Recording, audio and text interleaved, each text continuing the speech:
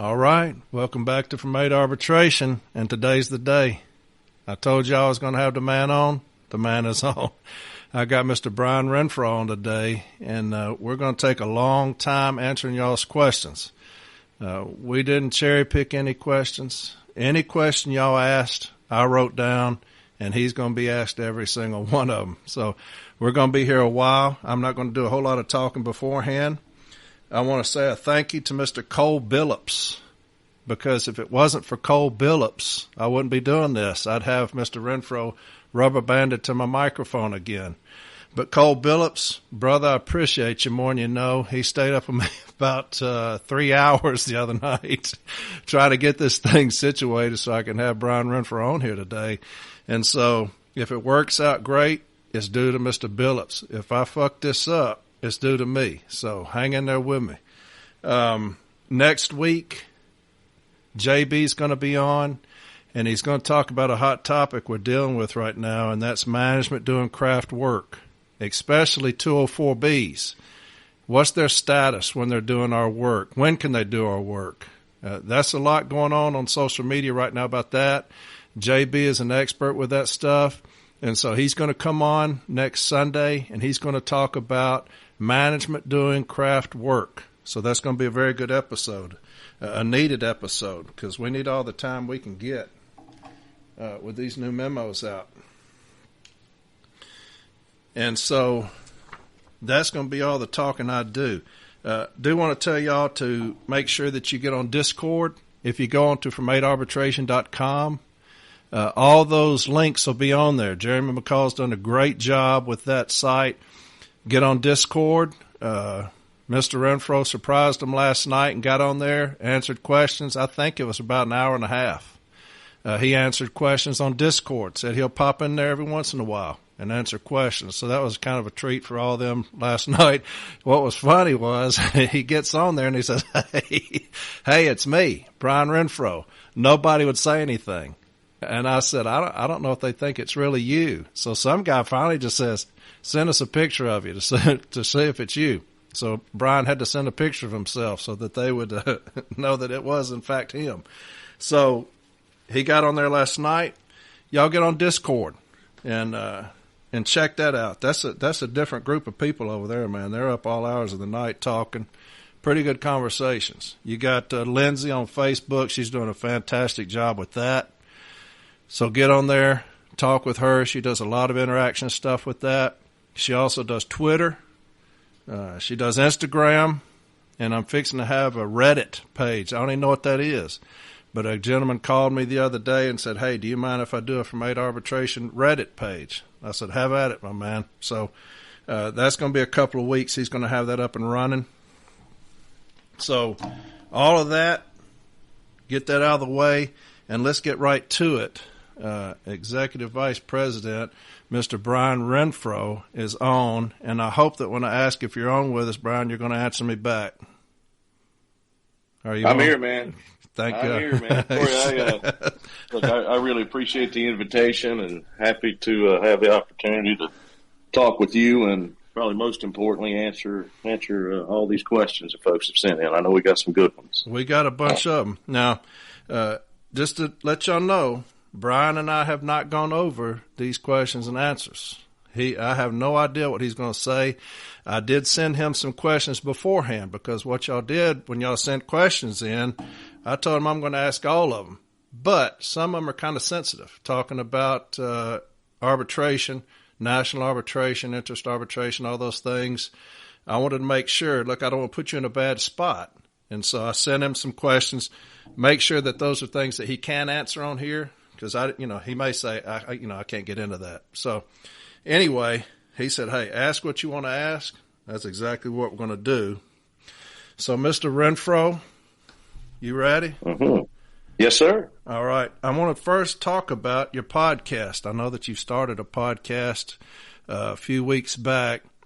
If Corey Walton was to go listen to your podcast right now, what would he hear? And what is he going to hear in the future as far as your podcast is concerned?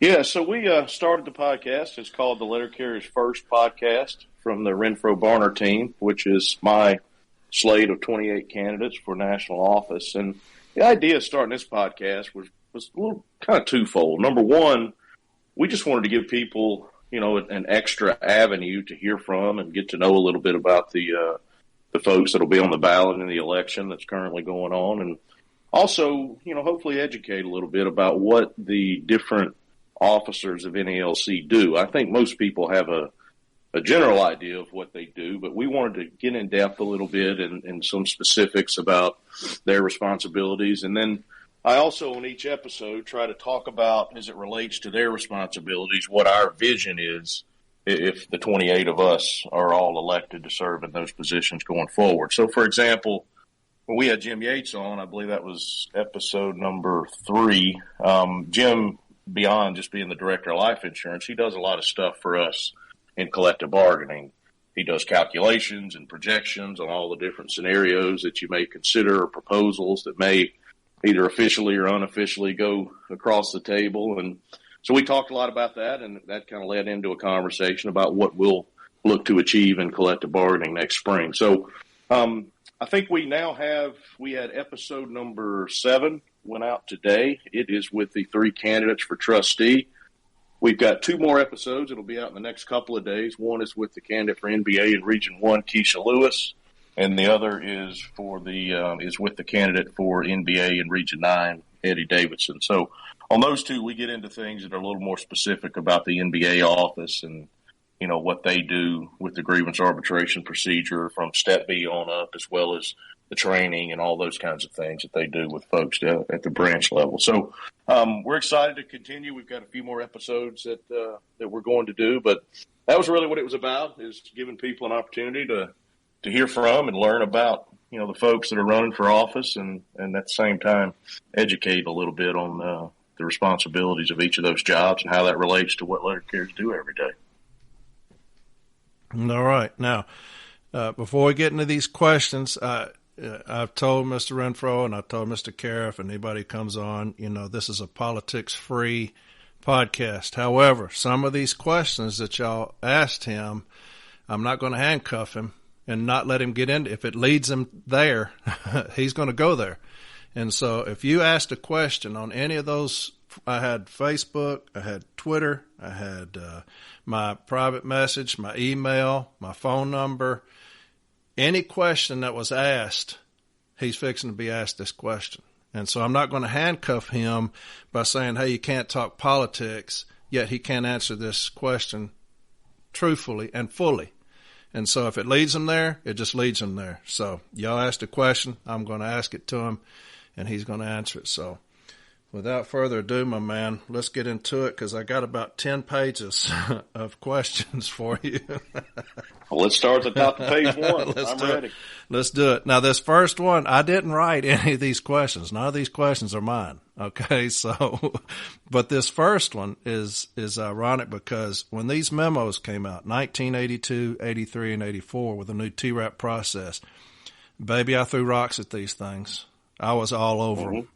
And I was not happy because, to me, as an older carrier, I've been doing it 29 years now, Brian, I don't want nobody watching me do shit, because I hate the scanner thing about people watching me, being allowed to watch me. When the memos came out, I said, watch and see, management bastardize these, take these things at our level now, down here on the ground level. Watch them take these things and absolutely create mayhem. And that's what we've seen with district managers sending out emails saying that these are new standards for us, this 1-minute package delivery and stuff like that. I think that a lot of these things, as far as the 1-hour office time, I think a lot of this stuff is due to management taking advantage of these memos. And so I'll give you an opportunity to address that. I'm going to ask this question. It's rather lengthy, but you can address that as well as the issue I just raised, okay? Sounds good. And here's the question.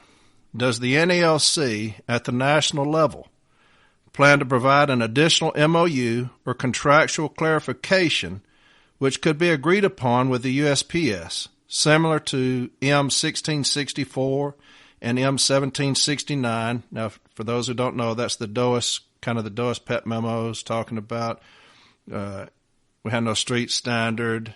Can't be used as sole determinant for discipline. That's what those memos are talking about. Regarding the anomalies section on page 11 of the M1983 TIAREAP process, this section states specific events with corresponding times that are automatically flagged within the Digital Street Review, DSR. Management is now exploiting and attempting to apply these specific times as agreed upon standards in all aspects seemingly nationwide. Management's route adjustment team counterparts in some areas are automatically and unilaterally deducting these times during the TIAREAP process. In addition, supervisors and managers are citing these alleged specific times on the workroom floor to letter carriers as agreed upon standards that must be followed, as well as citing these standards in letters of discipline for failure to follow instructions or for unsatisfactory performance. Management is even using these times to argue against certain Article 8 violations that may arise. This is most definitely causing a hostile workplace in certain areas, where an additional MOU could help clarify and decrease such situations. Thank you for your time, and I appreciate your response. There's your question. Yeah, so let me take it kind of in two parts. Let's first talk about, there were references to the DOA settlement and the other one that came out of Indiana, the office efficiency tool, where really just all about projections in the office versus what the carrier's estimate is. And those settlements address that conflict as it relates to office time.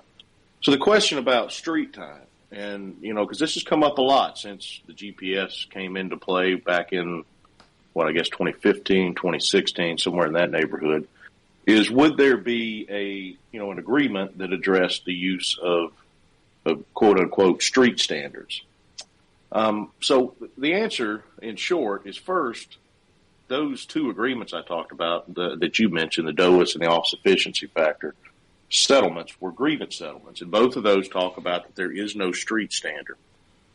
There has not been an agreement that addresses street in the way those address office, simply because we have not had a grievance rise to the interpretive level to resolve. Both of those agreements were grievances out in the field that we identified as interpretive level cases. In the event there was a case, or there is a case that comes in the future that presents an interpretive issue as it relates to the street time, then, we certainly would take that on, and we would seek through arbitration or even settlement like we did with those two, to reach an agreement that provided the language that we needed to protect. But the reality is we've had a lot of success. And, if management is issuing discipline just solely based on what they see in the GPS data, we've had a lot of success out in the field in defending that, and we've not had that rise to the level of an interpretive case at headquarters. But, in the event that happens in the future, then definitely we would take that issue on and address it the same way, more than likely, the same way we address the office stuff. As far as the TIAREAP, the route adjustment, anytime we have done these processes, and I've done, this is the third one I've done from headquarters, the second one that I've basically negotiated myself, there is always going to be a certain amount of people management out in the field, be that at the district level, at the local level, that will take any type of agreement that you do and try to bastardize it and use it in ways like you described in whoever asked the question described in the question. That always happens. There will also always be those that are, even in a joint environment, and you mentioned those that are unilaterally deducting time, you will have people out there doing that kind of stuff. That's why these agreements always include an issue resolution process. And any place where that's going on, elevate that through that process, and I feel very confident that we can get that resolved. Let me address the parameters and what's included in the agreement, just so everyone understands. This is a pretty common question. In fact, it's a question I got just yesterday. I was with our brothers and sisters in our Wisconsin State Association, had a training, and someone asked a very similar question. I think first, the use of this technology in a route adjustment process, what that is and the reason we use it. So in past processes, what we've had is we would have a team review office and street time. There were certain things that we could review to ensure that the data is accurate and it's not doesn't have mistakes and time deducted and stuff like that. There were some reports we could review. But after that, the team was faced with one of two options. They would see a time, be it office or street time, and they could agree to leave that time in, or they could agree to take that time out. What this technology allows the team to do, and the visibility they now have, is to use every single day, and where there is an error in the time, typically this happens on street time, where a carrier went and did something on another route and it was not clocked properly or something like that. The team can see that, they can fix that, and then in the test environments we did before the agreement, once you did that, both parties are sitting there. They know that the information is accurate. It's what the carrier actually did. The evaluation of the route is very simple. It's what it is. As far as those parameters, the reason we included those is we found through testing that there were some instances, though this program does a really good job overall of recording the things that happen on the street, be it delivery or allied time, such as relay time, parcel delivery, that sort of stuff. There were some instances where it did not accurately record those. For example, you've got loading time as one of the parameters, and it's got a pretty high number.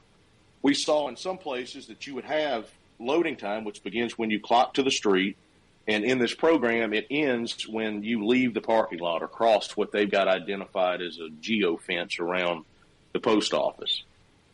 So in some cases, a carrier would go out, they would load, and they would begin delivery without leaving that geofence. In that instance, you've then got time that should be delivery time that's being recorded as load time.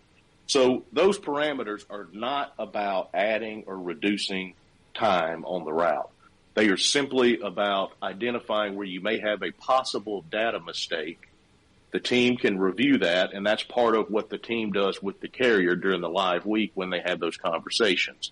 If they see one, they think it's out of the ordinary, they don't know why it's that way, they can ask the carrier about it, the carrier will tell them what happened, and they can make whatever the appropriate adjustment is.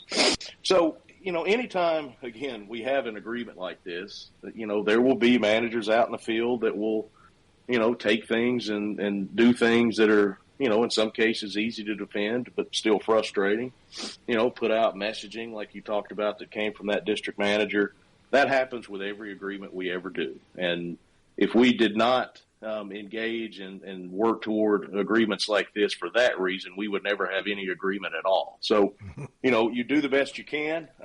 We think the process will work. I mean, that will play out over the next year and a half or so. And then, anyone that has something like that going on out in the field, if you see some sort of communication or it comes from a district, get that to your national business agent who can either address it there at the area level. And many, many times, probably almost on a daily basis, something like that comes up to me at headquarters, and usually working with the Postal Service over at headquarters, where, they can't tell me that was their intention because we negotiated the thing together. We're usually able to get stuff like that clarified out in the field. All right.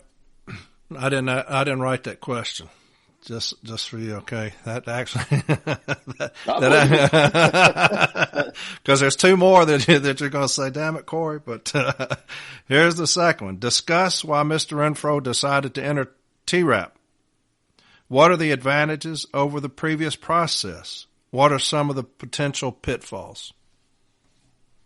Yeah, so when they say previous process, I'm assuming they're talking about the 2014 agreement with TIAREAP, which structurally this agreement's pretty similar. It's not a whole lot different. We use pretty much the same, well, the exact same office evaluation tool, and then we use a very similar street evaluation period. The obvious difference here and the change is the use of the digital street review, the technology. It was in development back in 2014, 2015, but, wasn't in a place where you could get to a point of using it for route adjustment purposes. So when we ratified our contract last March, we've got a subcommittee that works on route adjustment with the folks at the Postal Service. And over the last few years, we've attempted every year to reach agreement on a joint route adjustment process. We just simply believe that's better than them doing it unilaterally. We think it's always better if we have not just a seat at the table, but, a 50%, participation in the decision-making process and every step of the way when it comes to evaluating and adjusting a route. So when we started last spring, we sent a couple of teams. We took 2 folks for us that were very experienced. We took 2 from the Postal Service that, believe it or not, were also experienced in route adjustments, and gave them a handful of zones to do, gave them a general outline of the time frame we wanted them to use and, how to evaluate and that kind of thing. But we also wanted them to explore the technology that was out there.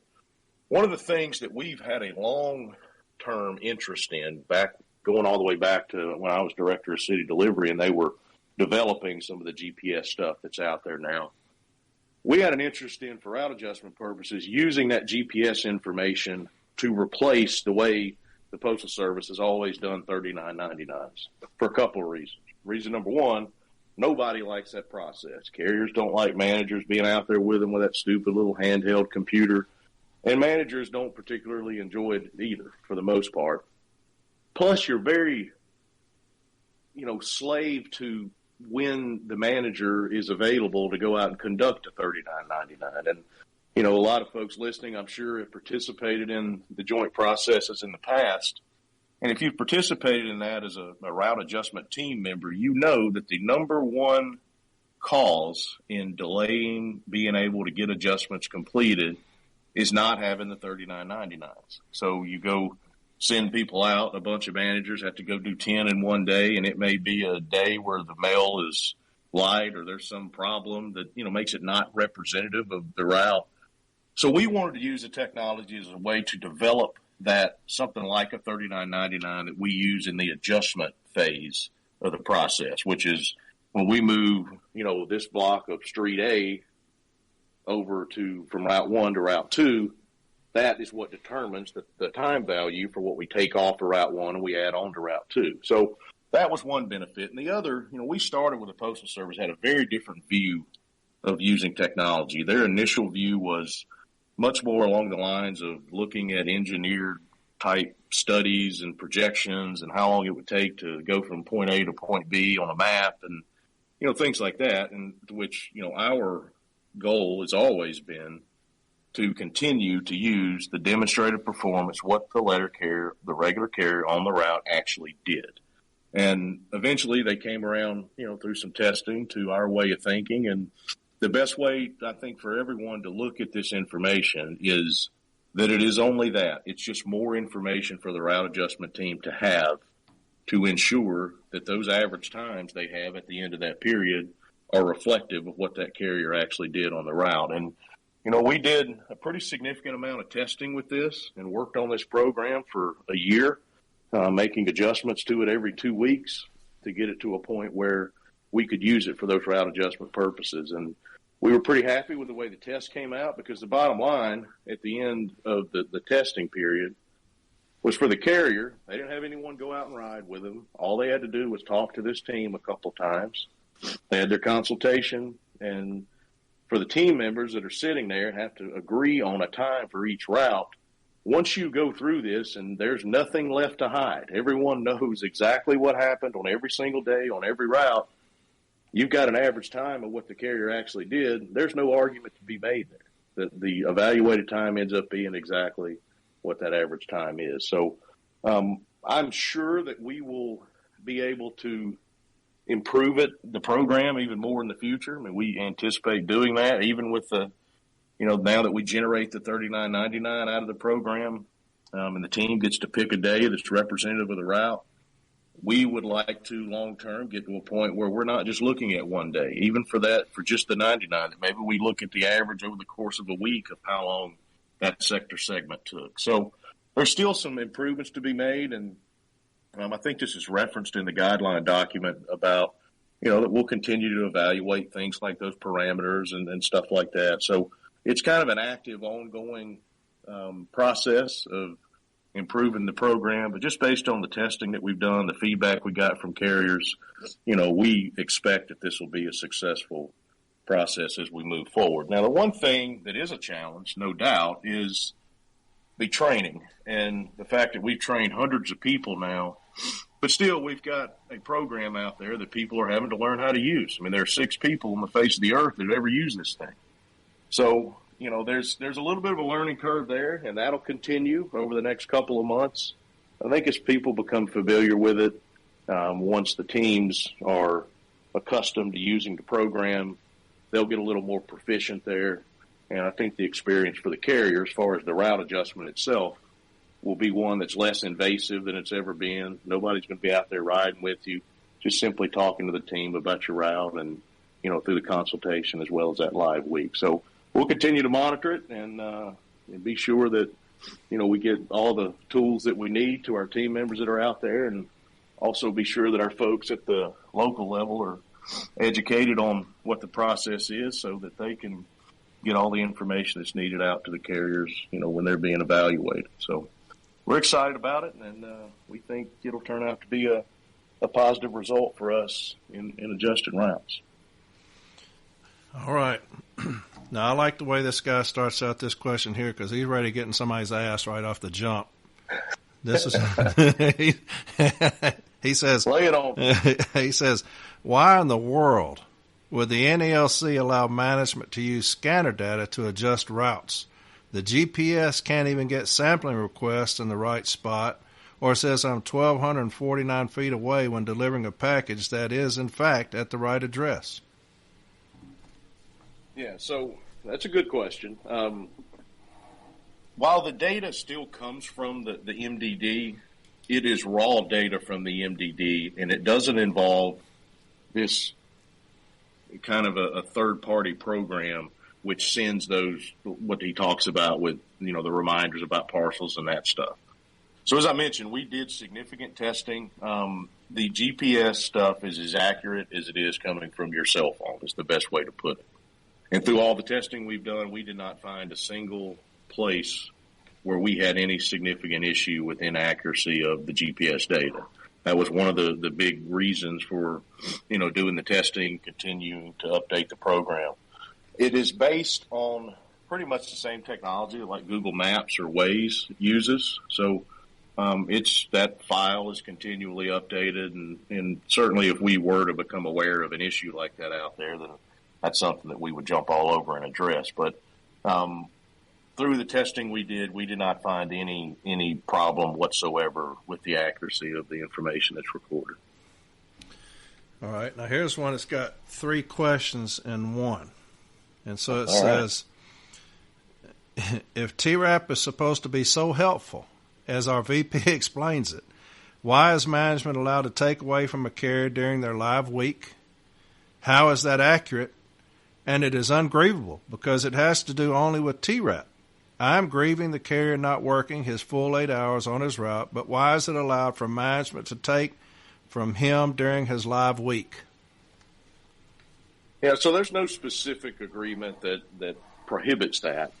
But I think it's also important to recognize that live week, the purpose of that live week is for the team to look every day at the route and communicate with the carrier. It's like an education thing back and forth.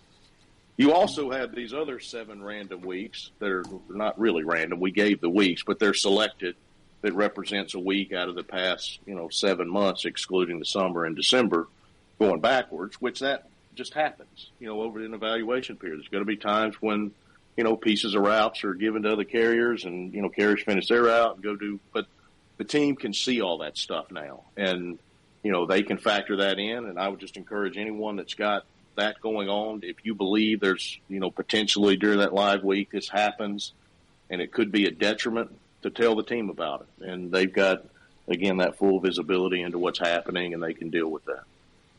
All right. Now here's what I'm talking about, Brian. Answer it however you want to answer. I said I'm going to ask you what was asked, and it's going to be maybe lead you in something political. I don't care. If they're going to ask you a question, whatever you got to do to answer it, okay? Gotcha. It says, what can we expect coming into negotiations for the next upcoming contract in regards with today's world and inflation, and pay in regards to other big-time unions in comparison? Well, it's a good question. It's a really good question. Let's start with what we have been doing, for a couple of years now, whenever you negotiate a contract, as soon as it's done, you immediately start preparing for the next one, and you start preparing for interest arbitration even. But the first thing you do is you have to evaluate the factors that are out there that create the environment for bargaining. And whoever asked that question mentioned a couple of them. Some of those are very direct. Of course, what the other postal unions do has an impact. What the Postal Service's financial condition has a huge impact, and thankfully we were able to, in April, get signed into law the Postal Reform Act of 2021, which improves that financial condition. So that'll be nice to go into collective bargaining and, see some numbers on the board that are not red related to the pre-funding that's now been repealed.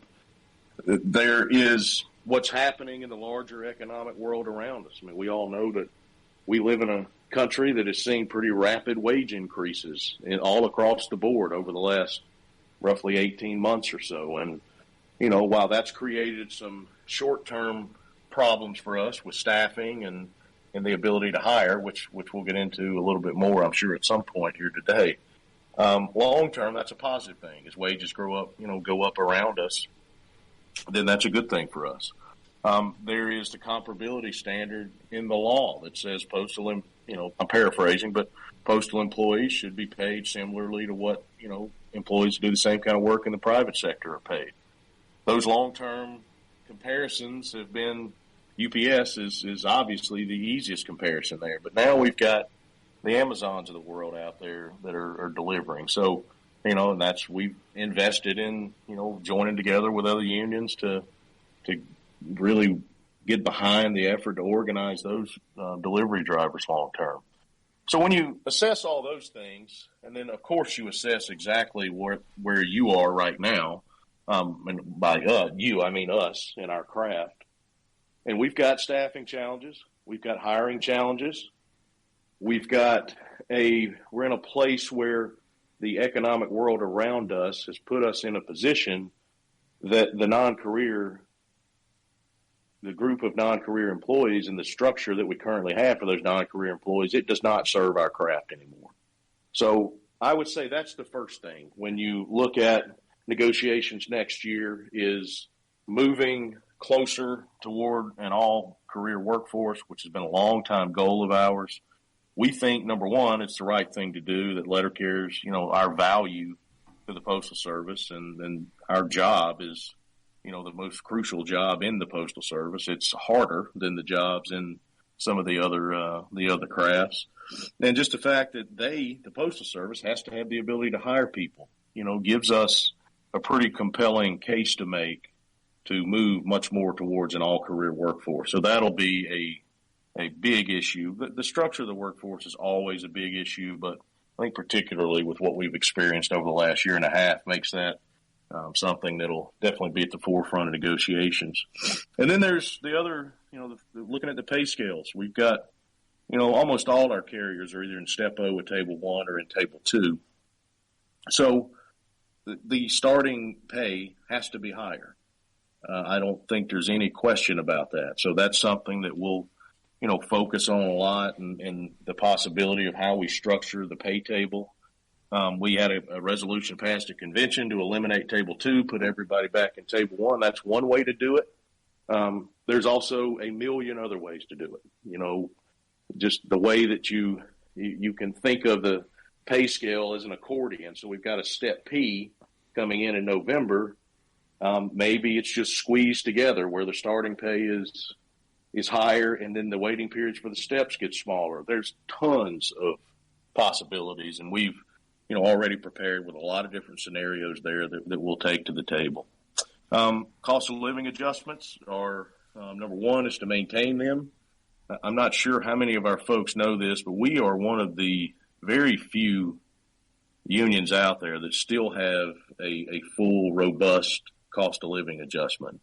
One thing we would like to make some progress on is, the fact that in Table 2, we've got our COLA is prorated based on where you are at a step. So in a temporary manner, until you get to step O, or soon to be step P, come November, you don't receive the full COLA, but everybody does receive the full COLA once they get to step P. So that's something we'd like to make some progress on.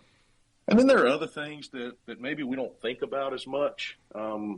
Subcontracting is always a big issue. I think those that have been around for a while will remember back in 2007, I was not at headquarters at the time, but we reached impasse, and it was all about subcontracting. And thankfully, once we were preparing for interest arbitration, we're able to reach agreement at that time on some protections that remain, in our CBA today. But those things are not taken for granted. That's a serious issue that we have to deal with in every round of collective bargaining. So those are, I'd say, the big things. And we have, as I said, been preparing for ever since we ratified in March of 2021 for our last agreement. We've been, hard at work doing that stuff, and that's really ramped up, as you would imagine, here in the last few weeks. And because bargaining will start February 23rd of 2023. Excuse me, that is the day that we will kick off our next round. All right. Now, this is, if we were in arbitration, you'd probably hit me with asked and answered, because we've got a couple here. If you want to just touch on them briefly, I think you've already addressed it. Sure. But are we going to try to get rid of Table 2 on the pay table that was originally awarded in arbitration? Yeah. As I said, that's one way to do it. Look, if we could reach agreement to do that, we certainly would. But I think there's also other ways that maybe that would accomplish essentially the same goal in the end, but might be a little easier for us to be in a place with the Postal Service to find agreement on. And there are dozens, if not hundreds, of possibilities. But, yeah, I think we covered that already. All right. Here's another one. Who, why, and what was the thinking behind the NALC in agreeing with route adjustments being done based solely on our scanners? Yeah, we talked about that too.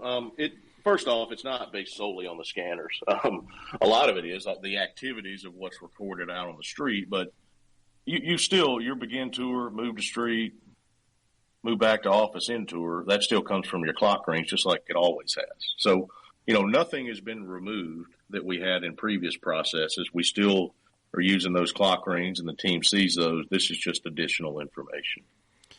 All right, here's one that's going to challenge you a little bit. All right.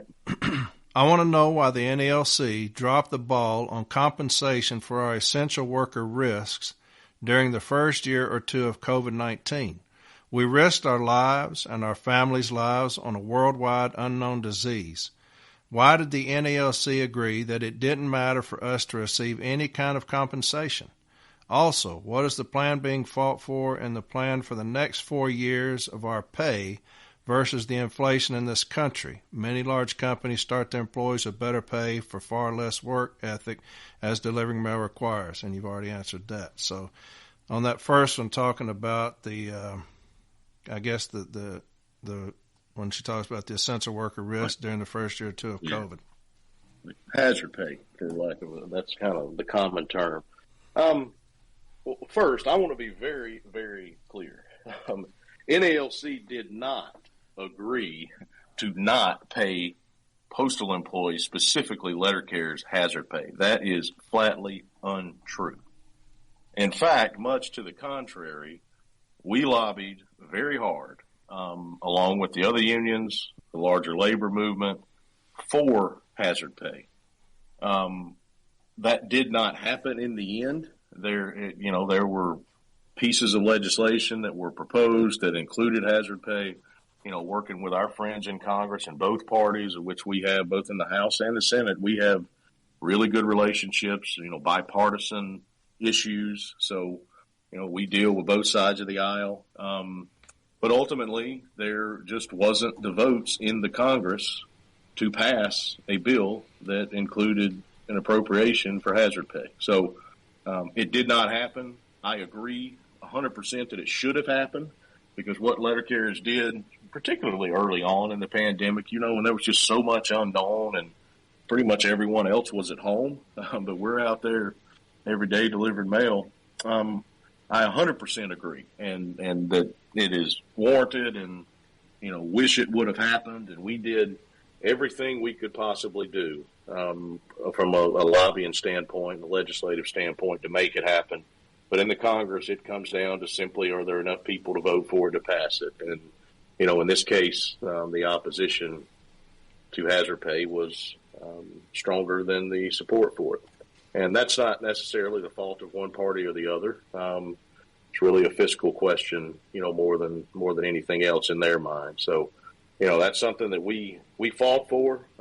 If an opportunity arises to, depending on what happens in the elections or, changes in the makeup of the Congress, which will happen here in a couple of months, and the opportunity's there to pass it, then we will put everything we've got behind it once again.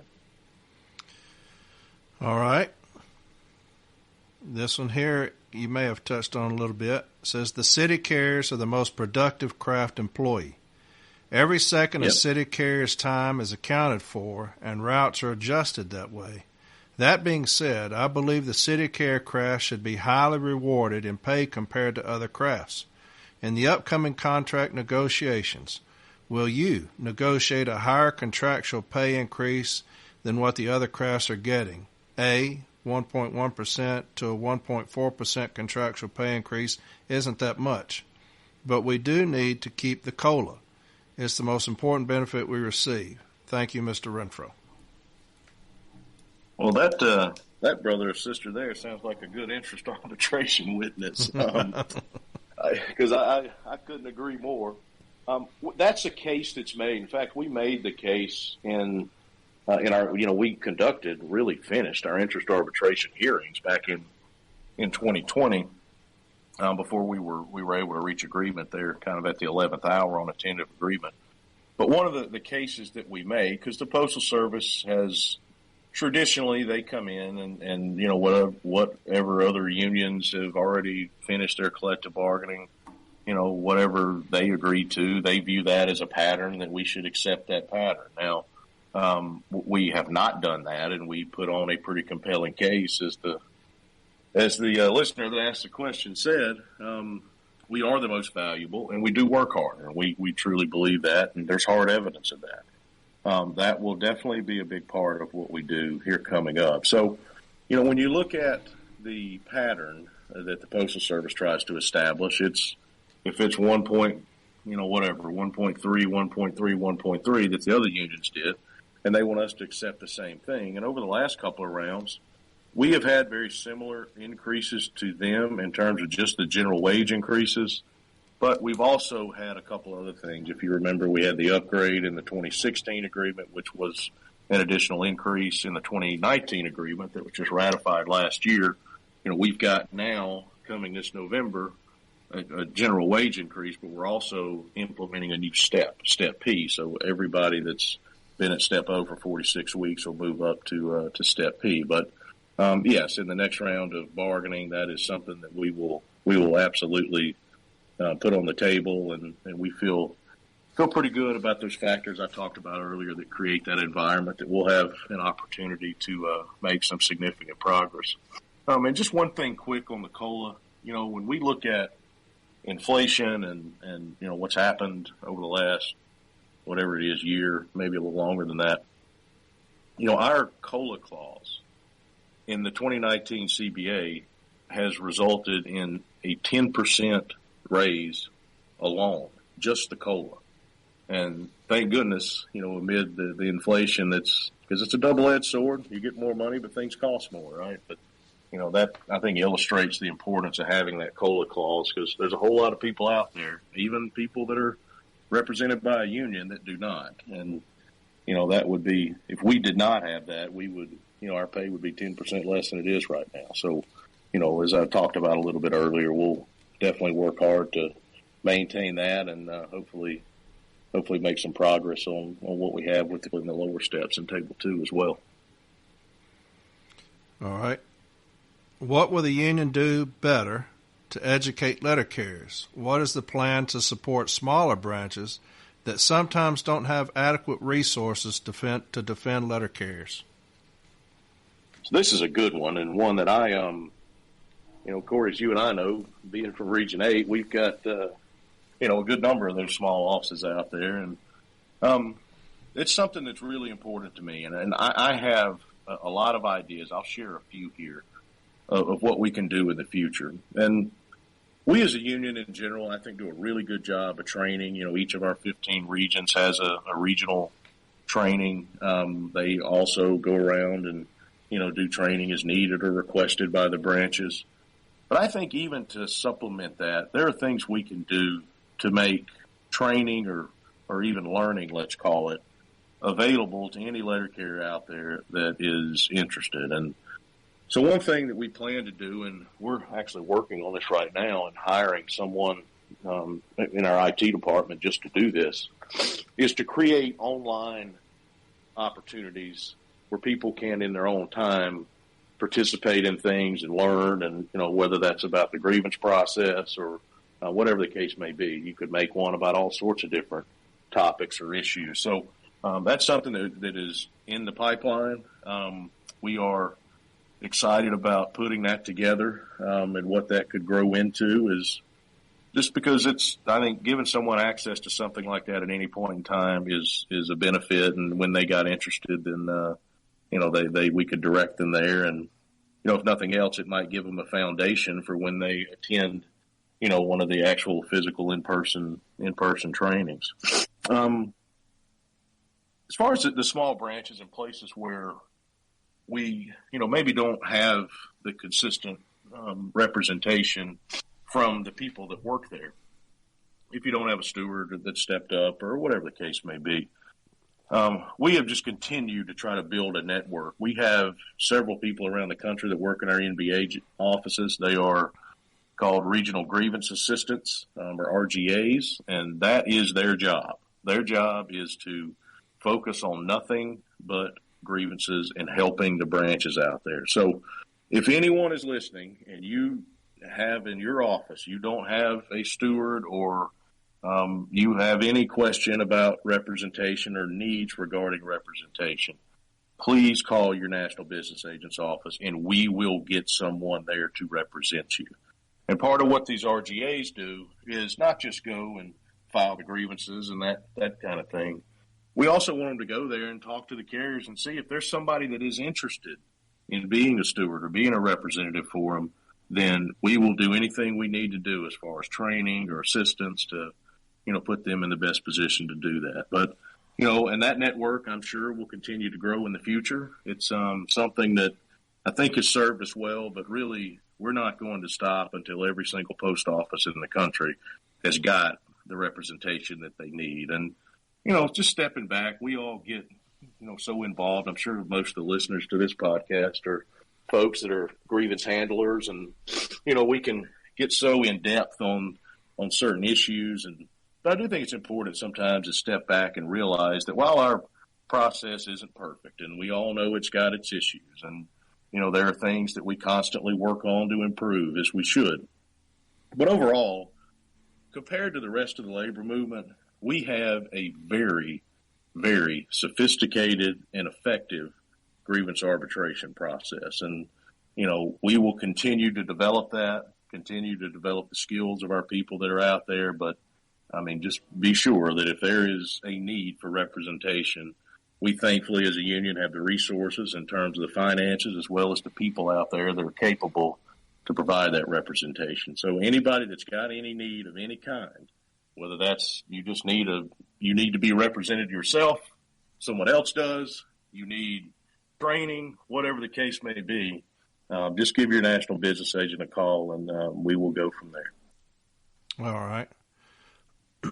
Now, what happens if they call that National Business Agent and they get the silent treatment? Where do they go then? Then they can call me. All right. They can call me. Be careful. They can call me at any time. And now, as you might imagine, I'm on the road a lot and that sort of stuff. But if you call me at NALC headquarters, I promise you, either I or someone else there will help you. And we've got We've got a lot of really talented officers. We've got a lot of really talented headquarters letter carrier staff. And we will get you what you need. I promise you. Well, I appreciate you saying that, because we've got some problems in some certain places. And I know you know that, but all right. Yep. All right. I was once told, now I don't know how true it is, but that grievance payouts are considered a black budget item and that management isn't really held responsible for how much they pay out in grievances. And that's why some in management will violate Article 8 and not bat an eye at it. And if this is true, I'd like to know, why can't we make management account for how much is paid in grievance and make their budget reflect grievance so it's factored into their bonus calculations, i.e. the more you spend in grievance money, the less their bonus would be. That was all one sentence. Okay. So while I understand the premise of the question, first, please understand that I don't, NALC is a union. We don't have any control over what the Postal Service, how they structure their budgets or their bonuses for their managers or any of that kind of stuff. That said, yes, I don't know precisely how they account or don't account for grievance payouts. There have been times that in the collective bargaining process, we will dig into that information because, it can help, as if we know there's a problem out there, then, being able to say, hey, look, you wasted tons of money on this. Is there, an alternative that we can come up with through the bargaining process? But again, we are the sole representative of city letter carriers, and while dealing with noncompliance with our collective bargaining agreement is something that we absolutely do. When you wade into, the territory of how they structure their bonuses and things like that for their managers, we don't have any control over that. Now, my opinion is I agree with you. It would likely be very much a detriment to a manager if they knew that, continued grievances over the same violation over and over would negatively affect their bonuses or them in some way financially. It seems that would be effective, but there's just not a whole lot other than, saying it to them, our counterparts over the Postal Service, that we could do to make that happen. All right, and here's one that I've got a lot of. Is the NALC planning to address the language in Article 8.5D that allows management to mandate non-ODL work assignment only carriers without even considering the use of CCAs first? Yeah, so this is a common thing that we have in the 3 rounds of collective bargaining that I've participated in. The first I did was in 2011, and I wasn't as involved in that one. I was involved in drafting a lot of the proposals and things that were related to work rules. And then I've been the chief spokesperson the last 2, so was involved in every bit of that. This is something that we have put on the table in negotiations every time. When you look at the way the 2 main places that the Postal Service, their obligation as it relates to mandating people, what they have to do prior to having the ability contractually to mandate non-ODLs or in the case of this question, work assignment. Article 8.5G, which is pretty clear cut. But then we also have the letter carrier paragraph. So the way this played out back a long time ago, like Corey, when you and I were kids,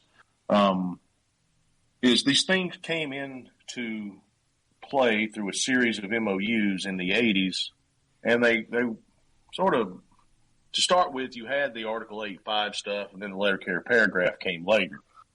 What we have attempted to do, and we will attempt to do again in collective bargaining next year, is to really simplify the way that the Article 8 obligations that they have regarding, mandating are laid out. For example, you could take the letter carrier paragraph, merge that with what we have in Article 8, Section 5G, to where you had one rule, regardless of whether the overtime was on assignment or off assignment. Now, obviously, if we're talking about, off assignment, then work assignment carriers have to be factored in a little bit differently. But that they would have an obligation to not just max out the ODL, but also do the same with PTFs and CCAs. Where we have run into a sticking point in negotiations is that the letter carrier paragraph only requires CCAs and PTFs currently to be worked up until penalty overtime. The Article 85G has no such, restriction. It's maximum hours, which is 12 and 60. So that'll be something that we take on again, and hopefully, maybe we're able to find agreement, because the reality is this, we tell the way we present this thing in the conversation with the Postal Service folks is, in what scenario does it make sense for you to send a CCA home and mandate a full-time carrier? Just speaking from their perspective, it makes no sense. It never has made sense. So we'll get into that again next year, and as we have the last couple of rounds, and hopefully we're in a spot where maybe we can find some agreement to simplify things there. Really good question, though. All right, here's a long one, so stay with me. All right. At my station, now this guy, he told his place, so I'm going to say it. At my station in Cedar Rapids, Iowa, there has been nothing even remotely resembling work-life balance for 11 of the past 14 years. Article 8 violations, including 12 and 60 violations, consistent and constant loss of scheduled day off, loss of Sundays and holidays for everyone regardless of seniority, have contributed to the destruction of the lives of the carriers here. This has continued despite management being issued multiple cease and desist orders time after time, year after year. From what I've seen on these national pages, ours isn't the only station. Over the years, the Post Office has dropped some insanely large grievance payments from the GATS funds, totaling hundreds of millions each year. They violate cease and desist orders. The monetary remedies are escalated. Management continues to violate. The monetary remedies escalate again. Management violates again, and the violations never stop. Management has long ago made a mockery of the grievance procedure and the contract, and clearly do not care about the financial damage they are causing to this organization. Why does the union not fight to add stronger language to the agreement that will actually protect the membership from predatory management? Given the severe financial damage to the institution, easily demonstration to an arbitrator, management's absolute refusal to abide by cease and desist orders, again, easily demonstrated to an arbitrator, and the personal damage to the lives of the membership as a result. Why does the union not negotiate for the right of the carriers to refuse a direction from management without fear of discipline if that direction is in direct violation of a cease and desist order? Monetary grievance payouts mean absolutely nothing to management. Cease and desist orders mean absolutely nothing to management. Escalated monetary remedies mean absolutely nothing to those of us who want our lives back, and years of abuse without the union putting a stop to it destroys your membership's confidence in the desire of this union's leaders to protect us. So that is a long question. Mm-hmm. So first, I can't speak to the specifics, and I won't repeat where it is, but I know where it is since you said it. I will certainly discuss that with your national business agent and see what's going on there. So we have task forces at headquarters, and one of them is called the City Delivery Workplace Improvement Task Force. And there are two ways that we as a union can combat the circumstances that you described. Though I understand it's frustrating, the grievance procedure still is the main tool we have for doing that. That is fundamental in our collective bargaining agreement. That's fundamental in, the entire union management circumstance that we have, and, a lot of others have in this country. So while it's frustrating when you have violations that continue all over and over and over, never discount the importance of, if it's an Article 8 issue that keeps happening, of framing that Article 15 issue of noncompliance and requesting, an appropriate remedy for it. We have had success in regional arbitration in some places where one of the things that's really grown is the maximum work hour violations, and which to some degree is expected where you have the staffing problems.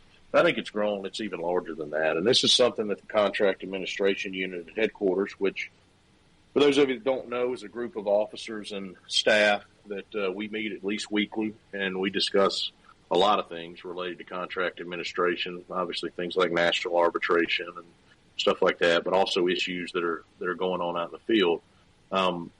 The whole idea of protection from discipline, the right to refuse, when you get to maximum work hours, that's something that we've been discussing and really have formed, I think, a pretty good strategy that you should see some information here coming pretty soon for those of you out there that are branch leaders, from your national business agents, some direction on how we want to combat that. But back to the task force, one of the topics for us in that task force is where we have repeated compliance issues. And we've had a lot of discussion at headquarters, and we have had each of our NBAs have identified a few locations that are pretty severe, that sound very much like what you described. And we are in the process of getting into some meetings at the area regional level to look at each one of those places and just try to, develop the right approach, from somewhere above the district level. Because I think we all know that it's normally, there's exceptions, but for the most part, these things, the districts tend to look at them like, well, that's just the way it is at that place, which is the wrong approach. So we're going to continue down that path of also using that avenue to try to address it and find out really what the root cause of it is, because that's what's important. Sometimes it is poor decision-making by a manager. Sometimes it's driven by staffing difficulty. As I mentioned, we've seen that in more and more locations. But never discount that tool, the grievance procedure, even though it's frustrating when you have to file the same thing over and over and over. That still is the number one tool. And I can guarantee you that we will continue to do everything we can, not just to, arm our branches and stewards and representatives out there with everything they need to be successful in that process, but we'll also continue with the stuff that we have in our CBA that we work on here at headquarters and, with what the NBAs do with their counterparts in the area and the district level to do everything we can to intervene when we have situations like that. So hopefully through collective bargaining and some of the improvements that we're looking to pursue that we've already talked about here, and through those other avenues, we'll be able to make a positive impact in those places that really sorely need it. Because you're right, there are I wouldn't go so far as to say it's a majority of places necessarily, but there are far too many places that are currently experiencing the kind of things that you described in that question. Brian, I always go back to Lake Charles, and you're well aware of Lake Charles, the issues they had there. Yep. And I probably went down there 6 or 7 times in arbitration for Lake Charles, and I'll never forget Arbitrator Roberts. The last time I went down there, he said, there is a figure. There is a figure to get them to stop. We just hadn't met it yet, he said, but there is a figure. And it finally ended when that figure became $1,000 per carrier, regardless of Article 8 violation. If it was one carrier not on the list being forced off assignment for 30 minutes, every carrier in the station got $1,000. So right off the jump, it was $35,000. And so Arbitrator Roberts always said, there is a figure that will get it to stop. Yep. We just ain't reached it yet. And he said, we'll keep going until we do. And that's what him and Arbitrator Wolitz did, was it came up to $1,000. So there is a figure out there. We just need to, like you said, we need to keep filing grievances. We'll meet that figure. Somebody's going to get a hold of somebody's ass from headquarters level on that. But yeah, no, you're exactly right. And that's the case everywhere. There's a number there. Yeah. But it just, and I know you talk about this a lot, on this podcast, but in order to get there, you just have to be diligent and continue to work and continue to file the grievances. And, hopefully we don't, whatever that figure is, it's not as astronomical as maybe it was in Lake Charles, and we're able to get there before we get to that point. But eventually, you will get there. So as frustrating as it can be, for stewards, and it's a lot of work and all that stuff, remaining diligent and staying the course, eventually we'll find it. Will we miss old Larry Roberts? Hey, that guy. he a good one. He didn't mind writing checks, did he? He was a good one for a long time. Absolutely. All right. I asked what he plans to do about uniform costs being so high, not just upping the allowance, but an actual plan to keep the uniform companies from price gouging. Yep, that's a good one. That's a big problem. So we have been engaged both with the uniform folks. There's an association of uniform manufacturers, and we have relationships with a lot of them. Jim Yates, our director of life insurance, handles the uniform issue for us. We have talked with the Postal Service a good bit too, just to set things up for collective bargaining. But the listener asking the questions is absolutely right. Just a normal increase in uniform allowance, or even maybe a larger than traditional increase in uniform allowance, is not going to get us to where we need to be. We need to be in a place where the allowance gives us the ability to buy all the things that we need to buy, like maybe we had prior to these just crazy price increases we've seen, because they have been significant. The other side of that, and the listener also referenced this, is something that we have worked on through a couple of rounds of bargaining, and that is, how can we restructure the program to make it as cost effective as possible, where the end result is that we are able to have a competitive market, which, keeps the cost of uniform items down.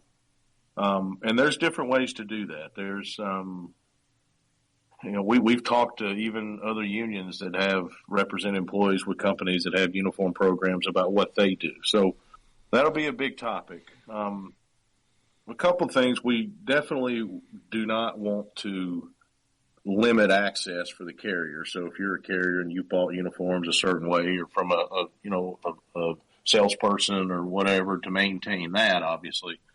But, rather than just the free-for-all of companies that once the Postal Service approves them as an official uniform vendor, they are really just uncontrolled in terms of the way they're able to raise the cost of uniform items. So it's an issue we're definitely aware of. We've done a lot of background work on it already for collective bargaining. We've looked historically at what's happened with not just our allowances, but with the cost of items over the years. And I think we're in a pretty good place and well prepared to, put a good proposal on the table and make some progress there, so we can get back to having the ability with our allowance to purchase the things that we need. Because frankly, right now, unless you're a veteran carrier and you've, been fortunate enough, over the years to stockpile different items and things like that, if you're a carrier, it's in your second, third, fourth year, it's really difficult with the cost of the items now to be able to purchase sufficient uniforms. So that'll be a big issue, and it's one that we've been working on in preparation for collective bargaining. Hopefully we're able to make some significant progress there. I think we've got things lined up, and there's a real need to do it, not just of what our carriers need, which is our interest, obviously, but even for the Postal Service. We are the brand of the Postal Service, and our uniforms are a big part of that brand. So we'll engage heavily in that when we get into collective bargaining next year. Is there any discussions on changing the PTF pay structure? I, for one, as a former PTF, and with now about 7 in my office, would like to see the holidays actually be paid instead of built into the hourly wage. With the annual leave exchange in our contract now, it's a benefit they're missing out on. Yeah, so there typically, something like that, there would not be discussion outside of collective bargaining, because that's just something that both parties know is typically not going to change, between collective bargaining agreements. That definitely could be an issue in collective bargaining coming up. One thing I'll point out, there has been a change. This was not the question, but I think it's relevant. The Postal Service has modified the PTF pay with the inclusion of the Juneteenth holiday for the first time in 2022. So previously, a PTF straight time rate was calculated by taking whatever step they were at, A through O and soon to be P, and you take the basic annual rate, which is the same for a PTF and a full-time carrier at that step. That's your annual salary. For a PTF on straight time, previous, you would divide that number by 2,000. If you divided it by 2,080, which is the number of hours you work in a year, you'd get a full-time regular straight time rate. Because we had 10 holidays, which is equal to 80 hours, PTFs, you would divide it by 2,000, which gave their straight time rate, which was higher than full-time carriers at the same step. That was to compensate for the fact that they did not get paid for holidays. With the inclusion of Juneteenth this year, that rate is changed. It is now divided by 1992. So their straight time rate has increased some for the inclusion of that 11th holiday.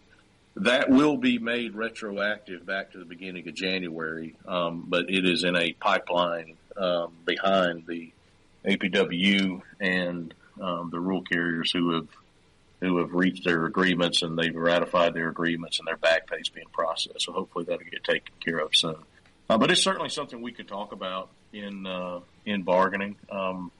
It's not something that I, off the top of my head, remember us having a convention resolution to that, in that regard. But yeah, it's something we could definitely talk about. But the holiday, I do think the fact that we have the annual leave option that we negotiated in the last contract may change that dynamic a little bit. But a really good question.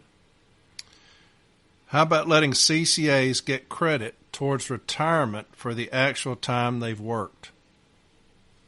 Yeah, so this is something that would have to be done legislatively, and there is some activity out there on this issue legislatively. There's a bill called the Federal Retirement Fairness Act that was introduced. It's been introduced in the last couple of Congresses, but in this particular Congress, this bill was introduced by Congressman Derek Kilmer. We have seen some progress with this bill. It is, just a second here. The number in the House is H.R. 4268. So Congressman Kilmer is a pretty left-leaning, not leaning, he is left Democrat. We now have one of the other original co-sponsors on the bill this year was Congressman Tom Cole from Oklahoma, who is a pretty conservative Republican. So there is some level of bipartisan support for the bill. What the bill would do is it would allow anyone that worked as a temporary or non-career employee for the federal government, including the Postal Service, since 1987 to make deposit toward their retirement on the time that they spent. That could have been, in our craft, that could have been a casual, it could have been a transitional employee, it also could have been a CCA. If it's someone that maybe is, is a letter carrier now, and at some point they worked as a PSA for the APW, for the clerk craft, or a mail handler assistant or something in the rural craft in the past, it would also include that time. And it would be very similar to what our veterans, that when they get out of the service, they get hired by the Postal Service, and they're able to, the common term is buy back their time. And basically what that means is you would make the deposit. Normally they calculate, if this bill were to pass, they would calculate how much that would be for your amount of time, and you'd have the opportunity to pay that, out of your paycheck. So, this bill is likely, because this Congress is almost over and there are elections in November, and those folks, when it comes election time, they typically don't spend a whole lot of time in Washington, D.C. They're back home trying to get reelected. Not likely this bill sees the light of day in this Congress, but in the next Congress, I would anticipate that we'll get it reintroduced really early and do everything we can do to push it and grow that bipartisan support, and hopefully eventually be able to make it become law. That would be a tremendous benefit, particularly for some of our folks that were TEs and for several years, and then became CCAs. And so we've got people out there that have 5, 6, 7 years of that. Would be a really big deal for them to have that opportunity. So we'll keep using our legislative and political structure to push things like this, because now that the postal reform was finally passed, thankfully, this is most certainly one of our legislative priorities, and it's something that's right there at the top of the list, and we'll put a lot of time and energy and resources behind making it law eventually. All right, this is a two-part question. I'm going to save the second one because the next three are dealing with the same thing. Clarity on daily hour maximum hours. It was explained by my MBAs that CCAs, PTFs, and non-ODL are 11.5 hours as their service day, as in clocked out in 11.5, no matter if they take a lunch or not. This subject is highly contested that it may mean they must be clocked out with 11.5 hours if no lunch is taken and 12 hours if a lunch is taken, meaning 11.5 hours of work, which is correct. Right. So the rule is, here's the easiest, I think anyway, the easiest way to think about it. The rule is your begin tour time, your end tour time can be no later than 12 hours in real time after your begin tour time. That is what I'm paraphrasing, but that's what the ILM says. So in effect, if you take a 30-minute lunch, that's 11.5 work hours. So that's the easiest way to think of it, that I've always used and explained it that way. Now, for ODLs, there's an exception that's in our collective bargaining, an exception to that rule that's in the Employee Labor Relations Manual, that their maximum hours is 12 per day and 60 per week, excluding December. All right. Now, these next three are the same. All right. Also, many offices are worried about the planned S&DC offices planned. Do we know more than what was released in August? Our carriers are very worried and need answers. My offices, I am an outside steward are scheduled for February and just really want answers. And I'm going to keep going with these next three because they're all dealing with the same thing. Sure. Mm-hmm. I want to know how long it will take to implement the new station hubs in the cities and suburbs. I asked, when will the stations be moved to the large facilities, and is there a schedule by stations for the new vehicles? And this is the last one. All these are about different people, but they're all dealing with the same thing. Mr. Renfroe, with offices across the country being consolidated, will the union negotiate a reimbursement of locality tax? The city I currently work in pays no local taxes, however. The city that we will eventually be consolidated to requires anyone who works in the city to pay locality city taxes. This amounts to anywhere between $30 to $60 a pay period, I guess is what he's saying. Are you willing to request the Postal Service pay their fair share? Gotcha. All right, so let me get into first what the general concept is of these sorting and delivery centers. And then we'll talk about the specifics. I know there was a question there about timelines. So, but first, I just want to be sure everyone out there, I know there's an article that someone showed me last weekend, I think it was, on some website. I don't remember the name of the website, Save the Post Office or something, about these S&DCs that was written, I'm told, by a retired English professor, which I don't know how a retired English professor would know anything about Postal Service operations, but maybe that's besides the point. And that article was written based on a leaked PowerPoint that was one of the initial presentations the Postal Service did for the unions and the management associations. Whenever initiatives like this happen, there normally is an initial meeting where they will tell us, hey, here's what we plan to do. It's just usually a conceptual thing at that point, not really detailed. And then the way things play out is we then engage with them, and those things change significantly from what they initially tell us or show us, or that's what this PowerPoint presentation was. So I would caution you about anything you just see floating around online. may not be entirely accurate. So let's start with what the concept of these sorting and delivery centers is, and the reason that the Postal Service has expressed to us that they are doing it. I don't think you'll find anybody that will disagree with this statement.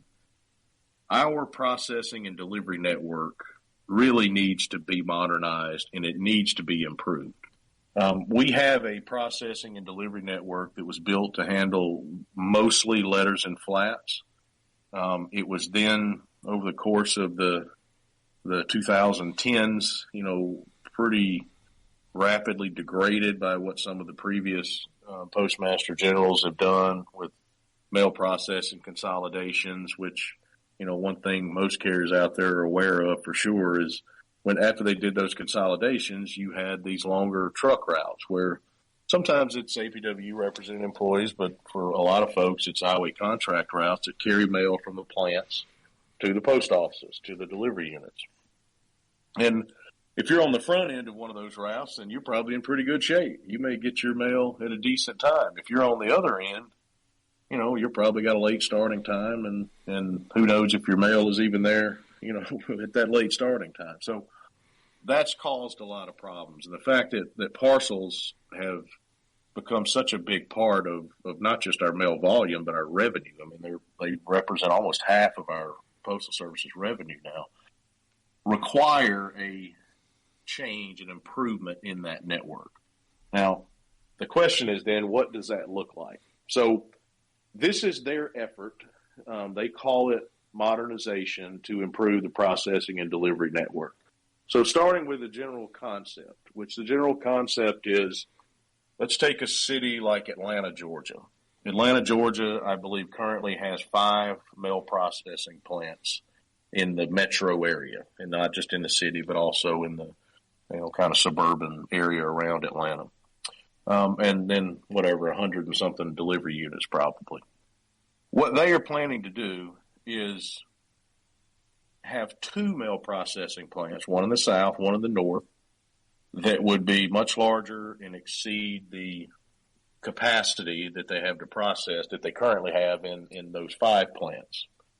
And then rather than having all those trucks go to all those different offices, they would then, both in the north and the south, have a very large, what they call sorting and delivery center, where a lot of carriers from a lot of different places would be within, I think the criteria they used initially was within 30 minutes of where the new sorting and delivery center is.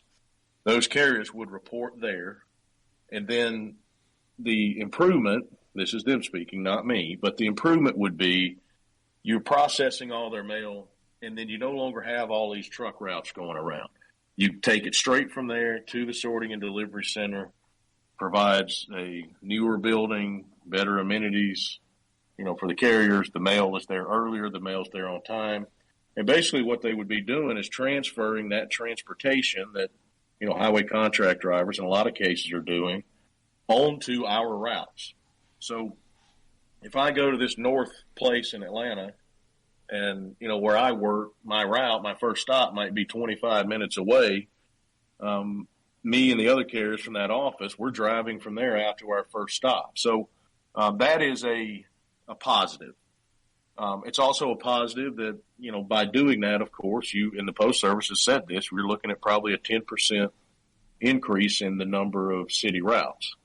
One important note is that in their current plans, even though the carriers would move out of these stations and into these big buildings, the retail, the window, that would remain open, the P.O. boxes. So they have not indicated there's any plan to close any of those. Then, on the negative side, potentially negative side, for us is, of course, you could impact someone negatively with their commute. There is, ramifications potentially with Article 12, depending on the circumstances. There's questions that have to be answered about if several installations move into one building. Do they retain their identity as separate installations? Do they become one installation? What does the management structure look like in terms of postmasters and such? In some places, we'll see where multiple branches are involved. So, we'll have to find out what's the best way to handle that. How do we Do branches just retain their identity? Is it better to move members from one branch to the other? So there's a lot of questions that have to be answered. So what we have done is we've got a list of places. I won't get into the specifics, but that they are planning to do in February. And we've started. We've not finished all of them, but we will reach out directly to the NBAs, the branch presidents there, gather a ton of information, share exactly what we know that we've been told their plans are, and figure out what's the best case scenario for us. What do we need to then go back to the Postal Service at headquarters and sit down at the table and dealing with this particular sorting and delivery center? What are the issues that we need to iron out? We so far have only had one of these that has been implemented. It's in Brooklyn, New York, and actually hasn't been implemented. It's going to be in November. But in that one, we worked through every issue that was out there. So that one is going smooth. We do have another one in Athens, Georgia, that's going to happen this year. And there are city carriers in Athens. However, it doesn't involve moving any city carriers into Athens. So that one really doesn't affect us. But there will be some come February that will affect us. I'll say this about timelines. They had several of those that are now scheduled for February that they initially wanted to do like now, back in September, October, and those have been pushed back, and I would anticipate it'll be really fluid with the timing of each of these. And I guess lastly, an important thing to just recognize is that each of these new proposed sorting and delivery centers are very different. They're very different needs. Some, as I said, may involve multiple branches. Some may involve one branch. There's just a lot of things. Traffic is a big, variant from one to the other. So as they begin to implement these over the years, I think over the next few years, the one positive thing is our communication's been really good. We meet very regularly with them, not just on the general concept and the timelines, but also digging into the specifics. And, so those of you out there that are, have been told that you're going to be affected by one of these coming up in February, your branch leaders and your business agents, of course, will be involved in conversation with, some of our folks from headquarters on our letter carrier staff that are gathering this information. And we'll find out exactly what the needs are and then go back to the Postal Service ahead of time and, be sure that we're able to work through those things, at least all the things that we can anticipate being an issue. The second thing is, obviously when you move, then you're adding travel time, so route adjustments are going to have to come into play because most routes will become overburdened because you've got this additional travel time. And we've got, we're pretty heavily into discussions on how to deal with that. I'm not really in a place where I want to talk about that publicly because we haven't really agreed. But I can tell you that we're pretty deep in discussions on how we'll deal with that. So, just realize that this is something the Postal Service can do. However, they have to comply with our collective bargaining agreement, and even beyond that, we're going to identify any possible issue we can and get it addressed. And so far, that communication and process with the couple that we've dealt with them already has gone really well. So, I don't know that it's really a matter of, whether NALC supports it or not, because as I said, the Postal Service can do it. But where we come in and what we're going to do is ensure that, whatever they do, they comply with our CBA and we achieve the best outcome we can for the carriers that are affected by it.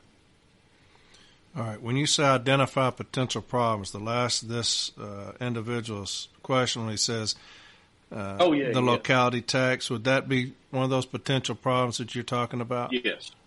And this is something that it's actually not new. We've had something, I guess back 10 years ago now, the Postal Service started a thing called delivery unit optimization, which was a little bit like this. They move carriers but leave the retail place open. And we even had one, I believe, where they sent carriers across state lines where we had a state tax issue. So that's part of what we will find out when we go through that process of talking to the branches and in the regional offices, is identifying where that's the case. That's one of the things that we look at. And, if there's a negative impact, I mean, it can go the other way too, but if there's a negative impact on somebody, we will be engaged with them and, try to find a solution there to take care of that. All right. Here's the same question, but since somebody wrote it down, I'm going to ask it. With all this post office consolidation, how is it going to affect us all? You answered that, but I'm going to ask. All right, here's the next. Why has the leadership of NALC been so quiet and not spoken out against Louis DeJoy? Terrible agenda. Other union leadership has been very vocal. I feel like current leadership has forgotten about the little people down here. Yeah, so the question the fact that other unions have been very vocal, number one, has zero effect on the NALC. We do not do things because the other unions do it. The other unions do things. That said, our experience with the Postmaster General may be different than what the other unions have had. Not that we agree on everything, but the Postmaster General has been, in a lot of ways, very different than his predecessors, and in a lot of ways, a lot better than his predecessors. There is skepticism out there from a lot of people, I understand, for political reasons and things like that, and that's fine. People's entitled to their opinion, but speaking from our experience here, we negotiated a collective bargaining agreement that his predecessor failed to negotiate with us. That's why we were in interest arbitration. In 2020, we saw this huge increase in election mail. We took an idea to him of let's put together a joint union and management task force to, come up with processes to be sure that we succeed. We did that. We had a lot of success. We're doing the same thing here again. The 10-year plan that may be what the listener that's asking the question is referencing, it's got some things in it we don't like. It's not that we agree with the whole thing. And going back to the SDCs, it's, we'll see how it plays out, how it works out. I think the fact that we have the ability to address issues that could come up is a positive. But doing nothing and not improving the network is not the right thing to do. I mean, there has to be improvements and changes to make things better so that the Postal Service can succeed and we're able to handle the mix of mail that we have now. In contract negotiations coming up, I think that this Postmaster General, because of his business background, some of the things that I talked about earlier that are would be in our mutual interest, the ability to, have a job that's got compensation, that they have the ability to hire. That's going to be a very important thing for them going forward. And, hopefully that plays out and when we enter into negotiations and we're able to have some success. So we don't have there's nothing that this Postmaster General has done so far that would warrant, NALC calling for this Postmaster General to be removed. That just hasn't happened so far. It could happen tomorrow, and if it does, then we'll certainly take that step. So, but, in reference to the other unions, maybe they've had a different experience. I can't, we do a lot of things with them together, and we're involved in collective bargaining together, but I just can't speak to specifically, their reasoning for doing that. All right. Now, this next question, I'm going to take it. They're asking what can we do about it? It's kind of asked. You see what you think. Continued harassment from management even after a 1767, multiple grievances for mutual respect, sensitivity training does not help. I'm guessing they're asking about what to do with ongoing management harassment. Well, first off, as we talked about earlier, keep using that grievance procedure. When we've got somebody that continues to do that, we've had a good bit of success. And, Corey, I know you personally have been involved in probably multiple cases like this where, they keep demonstrating that pattern and we keep grieving. We've had success in getting managers moved out to where they could never supervise letter carriers again. So that's the number one thing is just be diligent about the grievance procedure. Communicate. If you're the steward, get after it. If you're not the steward, be sure you're communicating that to your steward, to your branch, get it to your NBA so they're aware of what's going on. Because, we talked about the contract compliance earlier and how that relates to the task force we have at headquarters. We also have one of the topics that task force deals with is a workplace environment, and being sure that your NBA office is aware of that stuff that's going on, just beyond seeing the grievances.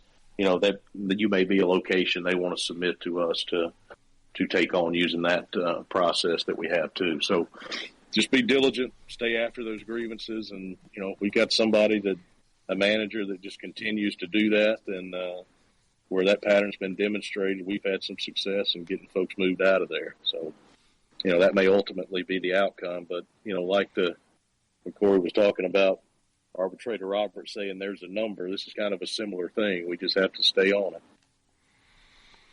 All right. Now, here's a guy. Now, here's a guy throwing rocks now. Because I told you, I told you I was throwing rocks, man. Here's a guy, he's picked up a handful. It says, "Can you, sir, please take the time to read M39 sections 134.21 and 134.22 and then give me your definitions of the word spy and covert techniques as you understand them?" And I'm going to take it he's talking about 1982, 83, 84. Yeah. So first off, I'm not going to read the sections. I mean, I'm obviously very familiar with them, but just for the purposes of those that may be listening, these are sections that talk about management out there doing street observations. They shouldn't use covert, techniques to spy on carriers. That's paraphrasing, but they shouldn't hide in the bushes to watch you. The first thing you need to know about these route adjustment tools: your supervisors and your managers and station managers, post managers, they don't have access to this information. All right. They have the same access they've had to a program called DMS for years now, I think back to 2016. So it doesn't change in that regard. It's not like these teams are sitting there watching you what you're doing live. They're looking at historical data with the exception of the live week. During the live week, they're looking at what happened the day before, just so that to facilitate the conversation with the carrier. So it's not really about spying on you. It's about the team having the information that they need to adjust the route. That is their only purpose. So, in the event we have some situation pop up where something that's, discovered through the route adjustments all of a sudden being used for disciplinary purposes in some way, I feel very confident about our ability to get that taken care of and probably not even have to go through the grievance procedure. So I wouldn't characterize it as spying or covert, watching what you're doing, because for the most part, they're looking at things that happened months ago or weeks ago or days ago. So, it's not a matter of watching exactly what you're doing. It's just a matter of having the information they need to evaluate your route. All right. So for somebody who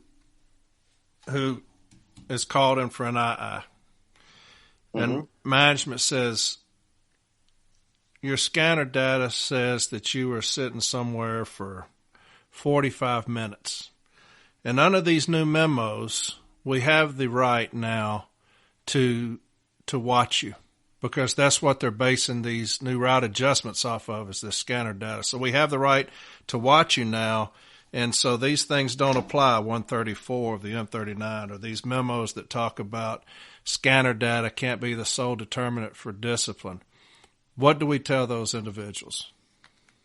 Nothing has changed. The fact that I think that's the important message, is the fact that these route adjustment agreements exist and establish this process doesn't change anything. So whatever day in May it was that I signed those things, nothing's different in regard to you, the carrier, and what management can see and what they can do or can't do with it.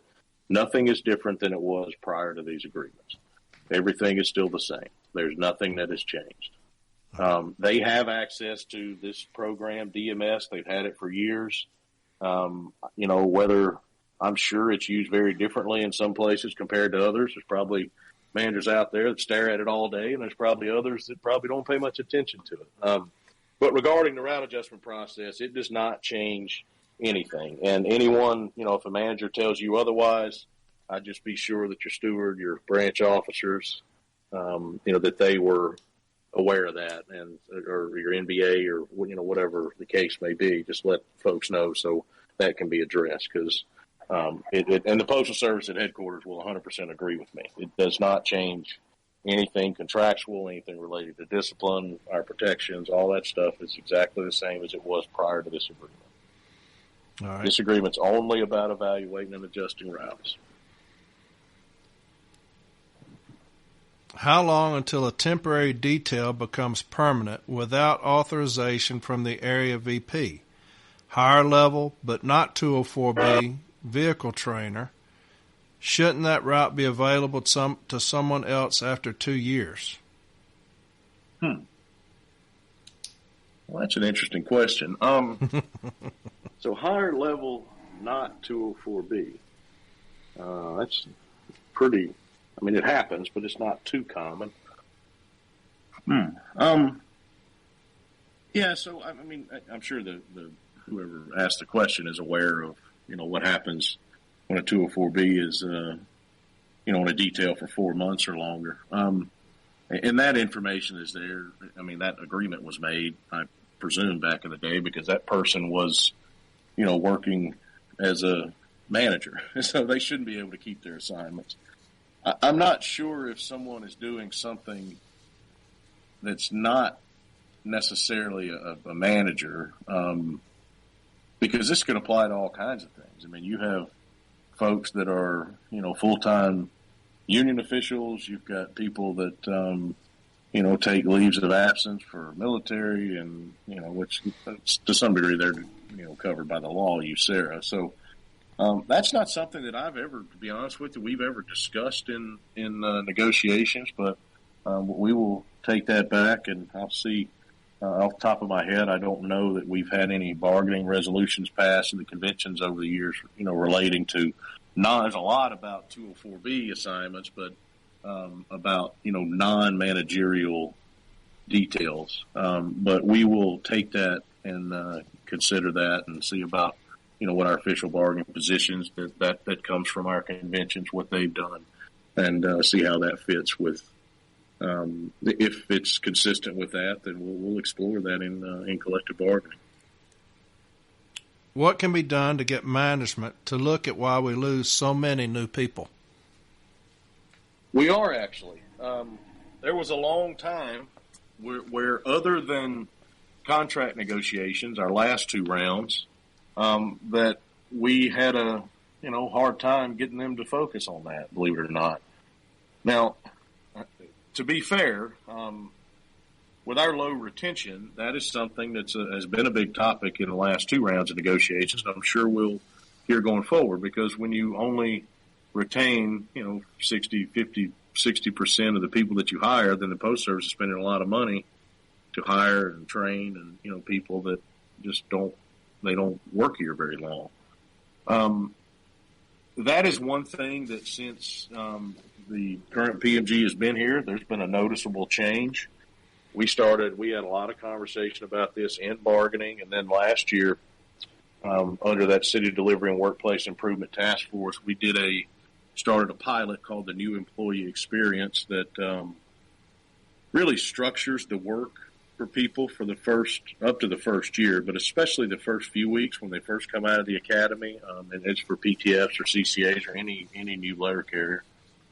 And we just try to give them the best opportunity to learn. There's a joint union and management team locally that has certain obligations, related to it, and that's been very successful. We've seen retention go from like 60% in some places. We've implemented it up to 80 and even 90-something%.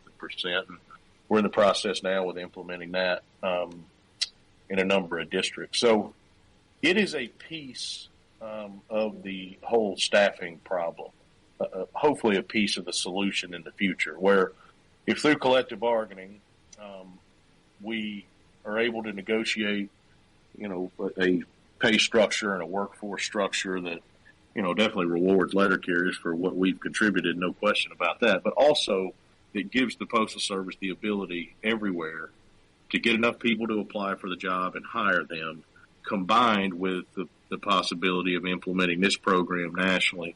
I think it could be a pretty large piece to that staffing fix, let's say. So it's been pretty refreshing, to be honest, that here over the last couple of years that they have taken notice of that, approached us and laid out just kind of what their ideas, and we had our ideas, and we're able to negotiate this test that's gone really well for the last year and a half.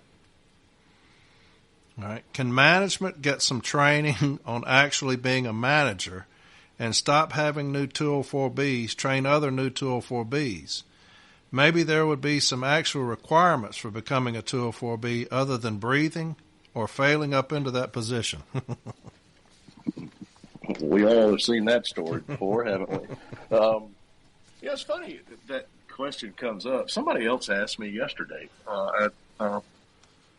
wherever I was in Wisconsin with our brothers and sisters. They're asking a similar story. And, it's not something we can go negotiate, but it just makes sense. So we've had some conversation about this with the folks over at the Postal Service, just that I just, at minimum, there is no training for managers. Like, there's no structured thing that they go through, and you go to almost any other large company that they have some structured training program. That would be as if, NALC, we own our own health plan. Hopefully a lot of you listening are in the NALC health plan, and I think we have a thing where we train people for 6 months to be managers. So I think it could be an improvement. It's something we'll encourage them to do. I mean, I'm not sure there's anything we can do to make them do it. Now, in bargaining, speaking of the 204Bs that fail up or only find somebody that has a heartbeat and all that stuff, we have had discussions in the past. I mean, we've got some bargaining positions about limiting who could be a 204B. We would have the ability to bargain that, and I'm sure that's something that we'll talk about. The difficult thing is that we can negotiate what our members can do or letter carriers can do. So we could negotiate that somebody's got to be a letter carrier for 3 years, 5 years, name the number, before they could be a 204B. We could do that, but then what would they do? They would just go get, somebody, a PSE or a rural carrier fill in or, some other. We can't stop them from being a 204B. So that makes it a little bit tricky, but we've talked about that last couple of rounds of bargaining, and I would imagine that'll be a topic that we get into. But I couldn't agree more about training the managers, and hopefully they'll be willing to invest in that, and can't hurt, that's for sure. You've already touched on this one, but I'll ask it anyway. A question I'd like to know is the following. With contract negotiations beginning soon, what would Mr. Renfroe suggest as to the hiring of new employees? Some parts of the country are having a very difficult time hiring and filling openings. What would Mr. Renfroe suggest could be negotiated to aid in the hiring and retaining of employees? I think you could probably touch on that a little bit. Yeah, I did, but I mean, it's pretty simple. Higher pay, better benefits, and in our view, that comes in the form of career employment. But even then, we're seeing in these places where we've gotten, I think we have a little over 100 installations that are on an all-career model now. We've got, just here soon this week, you'll see another agreement to add about 160 more to that model. But even in those places already, we're starting to track, now that they're hiring PTFs, are they able to get more people to apply for PTF jobs versus CCAs? And in some places, they've made significant progress. In some places, not so much. So, even with just hiring people into PTF, we still think that the starting pay, has got to come up some. So that'll be a big piece of what we'll have on the table. And topic of discussion come February for sure. Why doesn't the NALC offer week-long steward training like the APW? Well, I guess that kind of depends on where you are. So we leave steward training up to our National Business Agents Office, and I, for the most part, those folks do a great job. Some of the training that we do in some of the regions is 4 or 5 days long. Some do it over multiple years with different levels. Some break it into, a beginner type thing, an intermediate, and advanced. So there's a lot of opportunities out there. So I would encourage you to, talk to the folks in your branch, or if you're a branch leader and you want the NBA office to do some training just for your branch, they'll do that too. Just get in touch with them. The one thing we do have is that we put on at headquarters is our advanced Formal A and beyond class, which is a week long.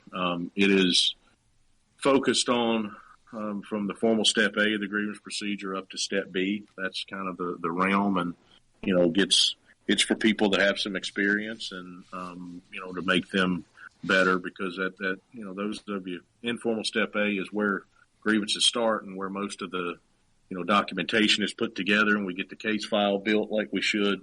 But then after Formal A, if that grievance is not resolved, that's really when it comes together in terms of the contentions and all that stuff in the facts and undisputed facts, and then our facts and our contentions based on the evidence that's in the file, when all that stuff is put together before it goes to step B. So that opportunity is there. Now, we haven't had that class for a couple of years now because of COVID, but we'll have that going here pretty soon. So you can just maybe keep an eye on the website, and our social media will open that up for applications, I would think, here in the pretty near future. Is it possible for the NALC and postal management to sit down quarterly at the minimum to go over common issues that are making it to the DRT team's arbitration and jointly work to address those issues? This information then must be disseminated all the way down to every supervisor and steward across the nation. We are having to continue to fight issues that have been settled in arbitration years ago because management isn't educating their frontline supervisors. Honesty and integrity must be restored on the front lines. Yep, I would agree. I would tell you at headquarters, we basically do that on a daily basis with the Postal Service and in most of our regional offices too. So that communication is constant. It really never stops. Rarely does a day go by where we're not talking to them about exactly what you mentioned, and our NBAs are doing the same thing with their counterparts at the area or the district level. I think the one piece there that is a really good suggestion, a good idea, and something that we can discuss with them, and is, those places where we have these continuous violations and we see them keep coming up, it's, I think, easy sometimes to get lost in, we want to get the grievances resolved and get the remedies for our carriers, and that's very important. It's the most important thing we do. But I could see where it's in the question, but I think it's a good suggestion. The communication, structured communication down to that floor level supervisor or maybe the station manager about that issue, because I can assure you that the Postal Service probably doesn't do that on their own. I think we all know that. So that's something that we can talk about and see if there's a willingness to do it, and maybe I don't know that would help everywhere, but I would think in some places that would help, and at least let those individuals know that somebody's going to be watching them if they do this again. That's a really good suggestion. Appreciate that. Here's a good one. I'm super curious if the national leadership's relationship with postal counterparts is as hostile and unpleasant as most carriers' relationship with frontline management. That's an interesting question. Well, it depends on who you're talking about, I guess. Number one, I wouldn't characterize it as hostile. Not with the folks that we have over there now. There have been managers there in the past where it probably was a little hostile. with the people that we have there now, and typically who we deal with is, obviously the Postmaster General, the Deputy Postmaster General. And then there are, the way it's structured over there, they have vice presidents over labor relations, which deals directly with us. And then we deal with the delivery operations people quite a bit too. Of the current group that's there, we don't have, I certainly wouldn't say hostile. Now, we disagree plenty, that's for sure. But it's very professional now. I'd hopefully it remains that way for the people that, because they change a lot, as you would imagine, just like we see it, at all levels of the post office. They tend to change folks around. Rarely does somebody stay in one place more than a couple of years or so. So, I wouldn't say it's hostile right now. I won't name names. There have been times in the past, in the 11 years that I've been here, where, you probably could call it hostile. But right now, it's it's a very professional, relationship with all the folks. And then we have, realized there are probably 20 to 25 people at NALC headquarters that talk to people over at the Postal Service headquarters every day. Not just obviously the officers, we deal with them, but also a lot of our letter carrier staff, serve on a lot of the different committees and task forces and all that sort of stuff. So overall, we have a pretty good working relationship with them. Again, we don't always agree, but it's something where, the lines of communication are open and we're, for the most part, able to get issues addressed that are raised here, because things come up every single day. I mean, sometimes it's things out in the field. Sometimes it's a problem that we find that affects, something nationally. But every single day there's just tons of things that we communicate with them about. And for the most part, it's pretty professional, at least with the current group. All right, here's a unique question. Personally, I would love to see when a grievance gets sent to Formal A that the steward, if they so desire, can attend and play a role in the Formal A meeting, or if anything, whatever the settlements may be, has to be agreed to by the steward before any settlement happens. I'm pushing any and all my grievances to formal because my supervisor refused to settle at our level, and I don't know why the grievant and steward can't have a say in that decision. I have been burned personally by a decision made by Formal A, and I would like for something to be implemented that can prevent Formal A's from killing our cases or settling for something that seems to benefit management more so than the members. Well, first, I would say you may want to have a conversation with your Formal A rep or, branch officer or branch president, because that sounds like the root of the issue. I'm not sure that negotiating. First off, something like that would be very difficult to negotiate because our process is, and I understand that management at the lower levels in particular doesn't really do this, but our process is designed so that each individual that's playing a role at whatever step in that grievance procedure has full autonomy to settle the grievance. So I think that's an issue that it sounds like is a problem in your location, maybe in your branch, and I think that there's probably a better solution to it than a collective bargaining solution where, would make a massive change on a national scale of involving, a steward at more than one step of the process. Now, I don't know the details of this individual's look. I don't know who it is or where they're from. But there's a lot of places where stewards handle informal A and formal A. So I don't know if that's an option, but I would encourage you to communicate with the folks in your branch and, see if that's something that, those concerns can be addressed somehow. Because you mentioned the grievant, the grievant should be informed on every single step of the process. There's no doubt about that. That said, the union representative at whatever step, be it formal A or whatever, it could be step B or, an advocate that's assigned a case that's been appealed to arbitration.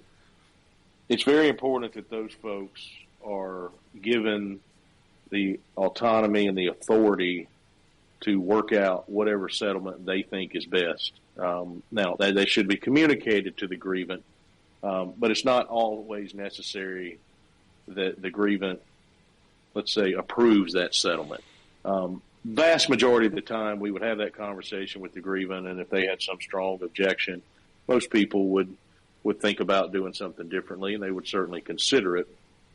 But in our process, those representatives that, dedicate their time and have learned to serve in those roles, I think it's just very important that they have that ability to know that they can, we trust their expertise and we trust what they have the ability to do. So I would say that to you that I think the issue that you raise could likely be addressed more on a local level within your branch, as opposed to potentially a pretty massive. That would be a pretty large change in our process through collective bargaining.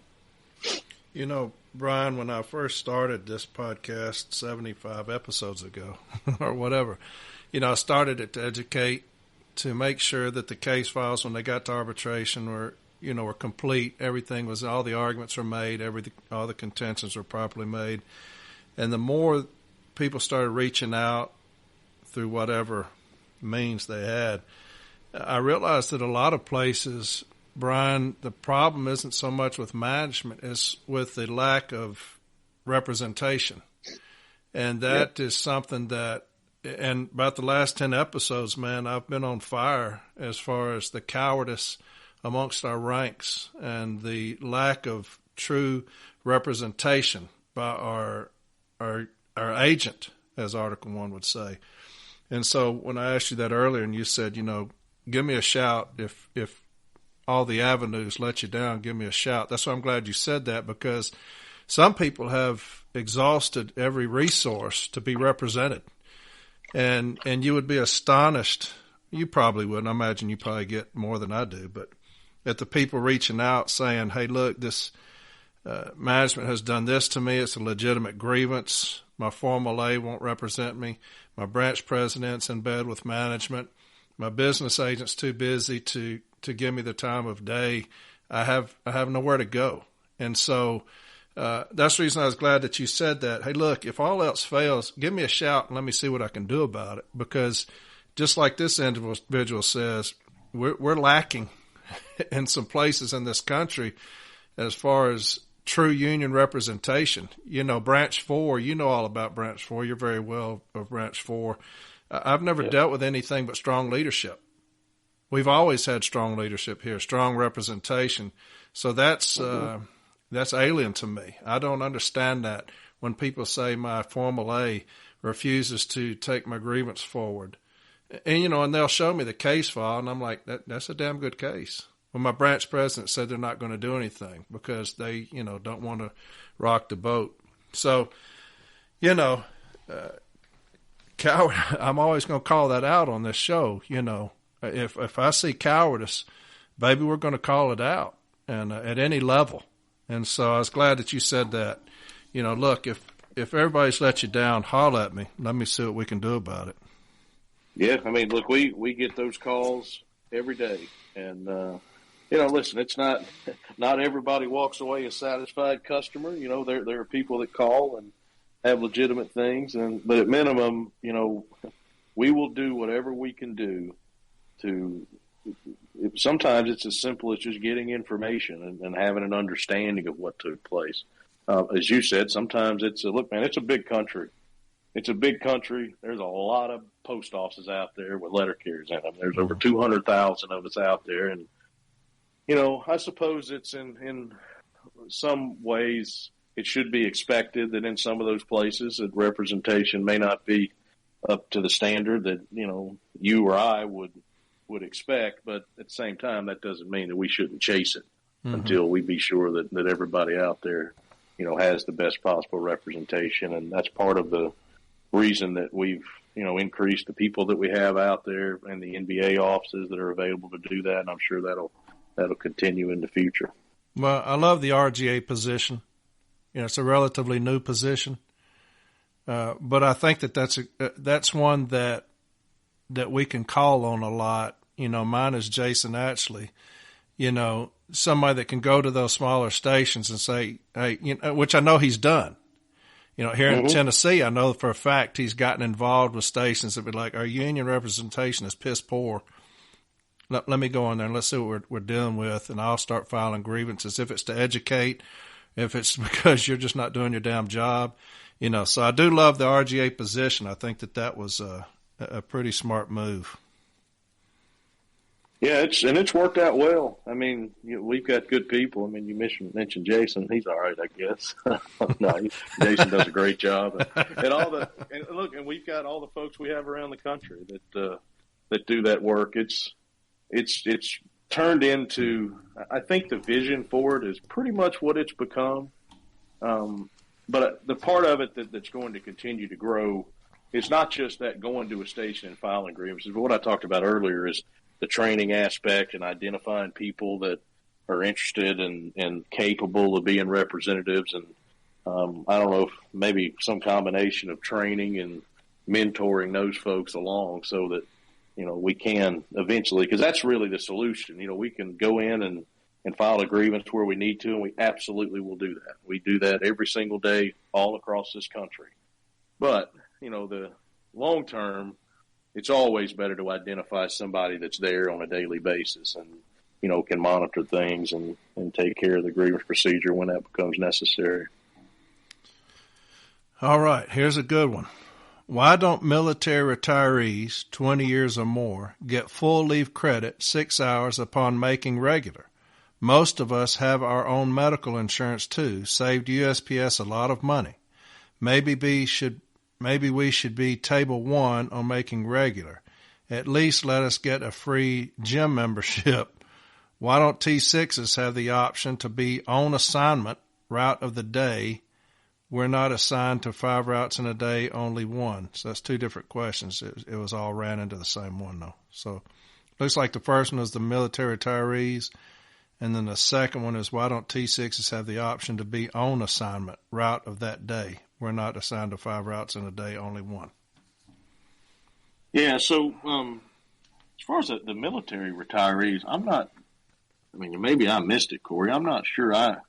You get credit for your military time in terms of the amount of leave that you earn. So did I miss something with I know there were several other things, but in regards to the leave, with what the question was. It says, why don't military retirees 20 years or more get full leave credit upon making regular? They should, though. Shouldn't they? I'm almost sure they do. And it's not even 20. It could be, it's 15. So I'm not real sure about I'll say this, if you believe that yours is, based on what I've said, is incorrectly calculated, talk to your branch or give your MBA a call, because that might be the issue there. And then what was the second part of the question? Oh, about T6s and care technicians. Yeah. So, with the work assignment with the care technician, this has been the JCAM for some time. And this was an agreement that was made, years ago, that the interpretation of how the work assignment is applied to them is that they are available for work on any of their 5 assignments that are part of that care technician, 5 routes that are part of that care technician assignment. It would have to be like negotiating an additional overtime list, because there's a lot of care technicians that are out there that are on the work assignment list, and then they're on it for that reason. That they want to be available to work overtime on each of those assignments. So I guess what you're asking would be something that would be a work assignment list where the care technician would only be available for overtime on the assignment they were on that day. And I will just generally say that it's pretty difficult to negotiate something with regards to Article 8 where you are adding more options and more overtime lists. it can be done, but through the negotiation process, something like that might end up being not as valuable as what it would quote unquote cost in negotiation. So in negotiation, when you propose things and there's for things that are economic, there's a dollar figure that you calculate, and that's, very easily measurable. But then for some of the work rule stuff, you can negotiate a lot of things, but through the process, you don't just get things like that without, the person you're negotiating with or the other side also getting something. And something like adding an overtime list, historically now, I'm just speaking from, my experience in doing this, is tends to, quote, cost more than it's worth. So the question of why does that not exist, that's probably why. We have not specifically brought that up in the rounds that I've been involved in. But if indeed that was discussed in the past, my guess is that that was the reason, that it wasn't, that extra list that you would need to accomplish that wasn't created. All right, here goes another one. Are there any plans to fight to get rid of the two-tiered pay? We've dealt with that quite a bit.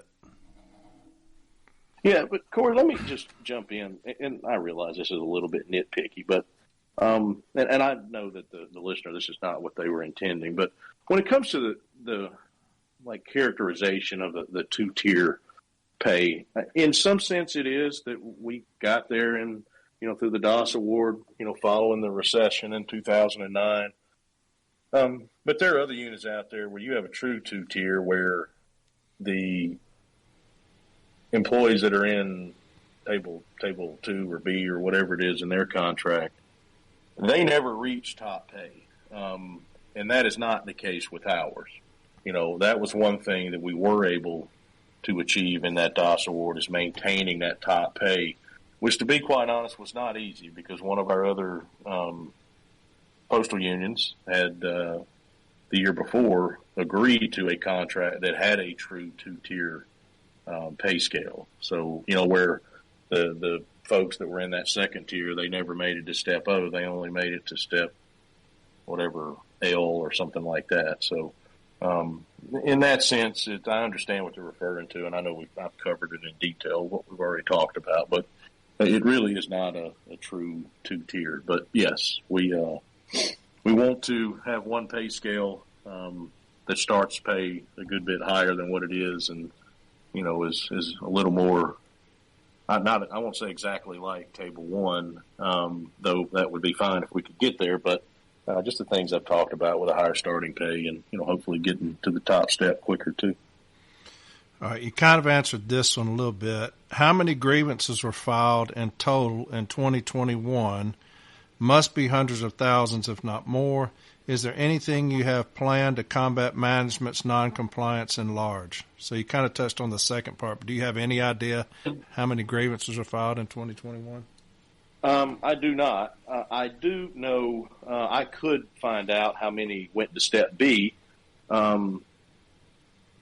Could roughly, through the Postal Services system, find out how many went to formal Step A.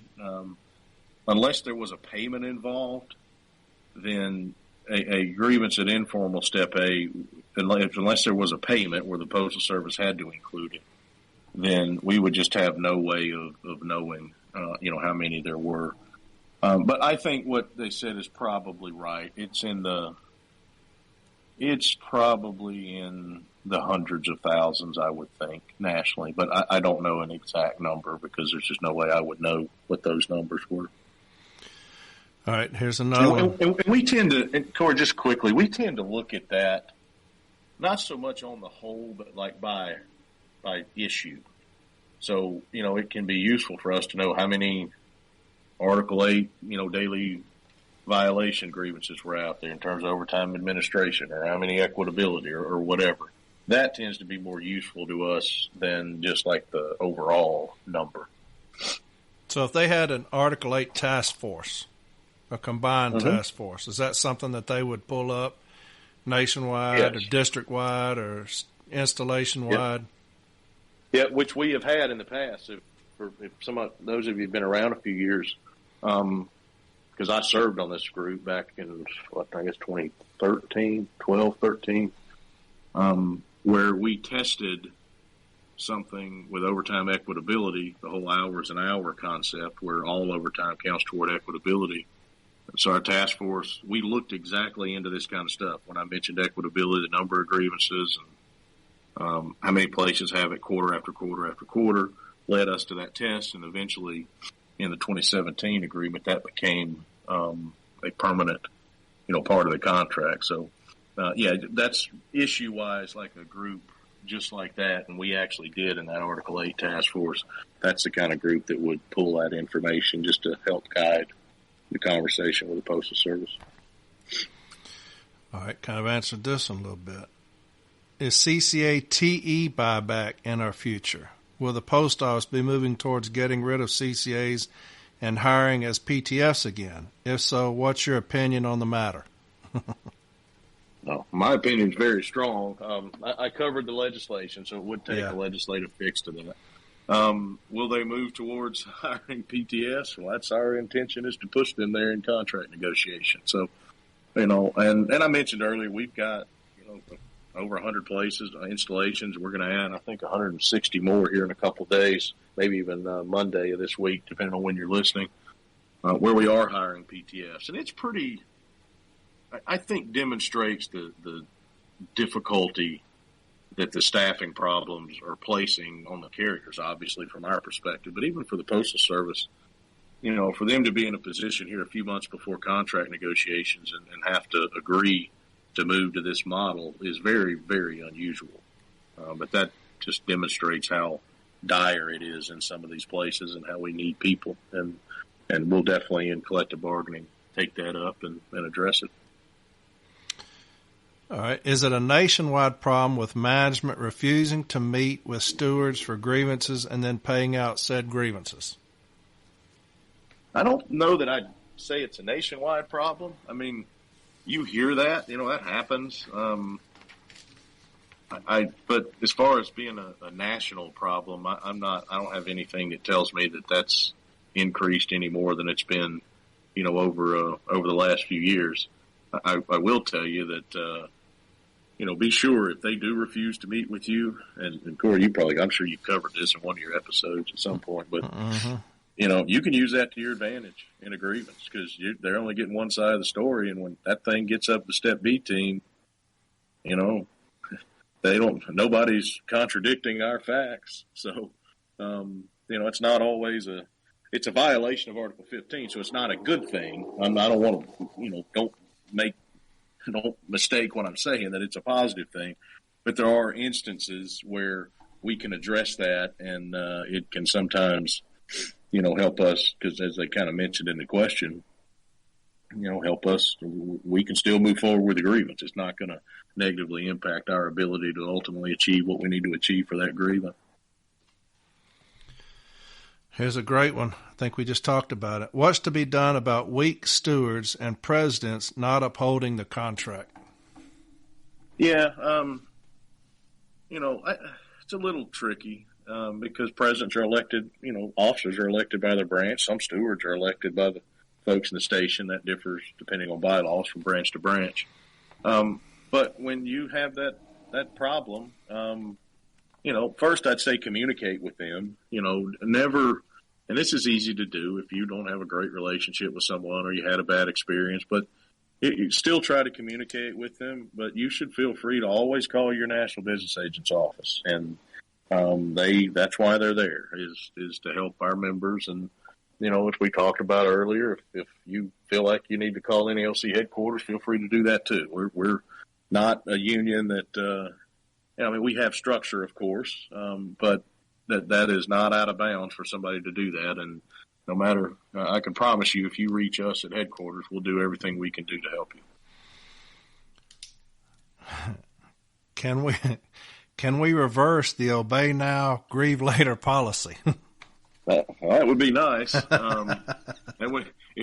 I promise you we'd have a lot fewer contract violations. But I'm not sure we would have much success in negotiating that. because that is not just us. That's kind of a universal thing in, union management relations and, labor relations and that type stuff. So that one would be a pretty heavy lift, though. I'd love to do it.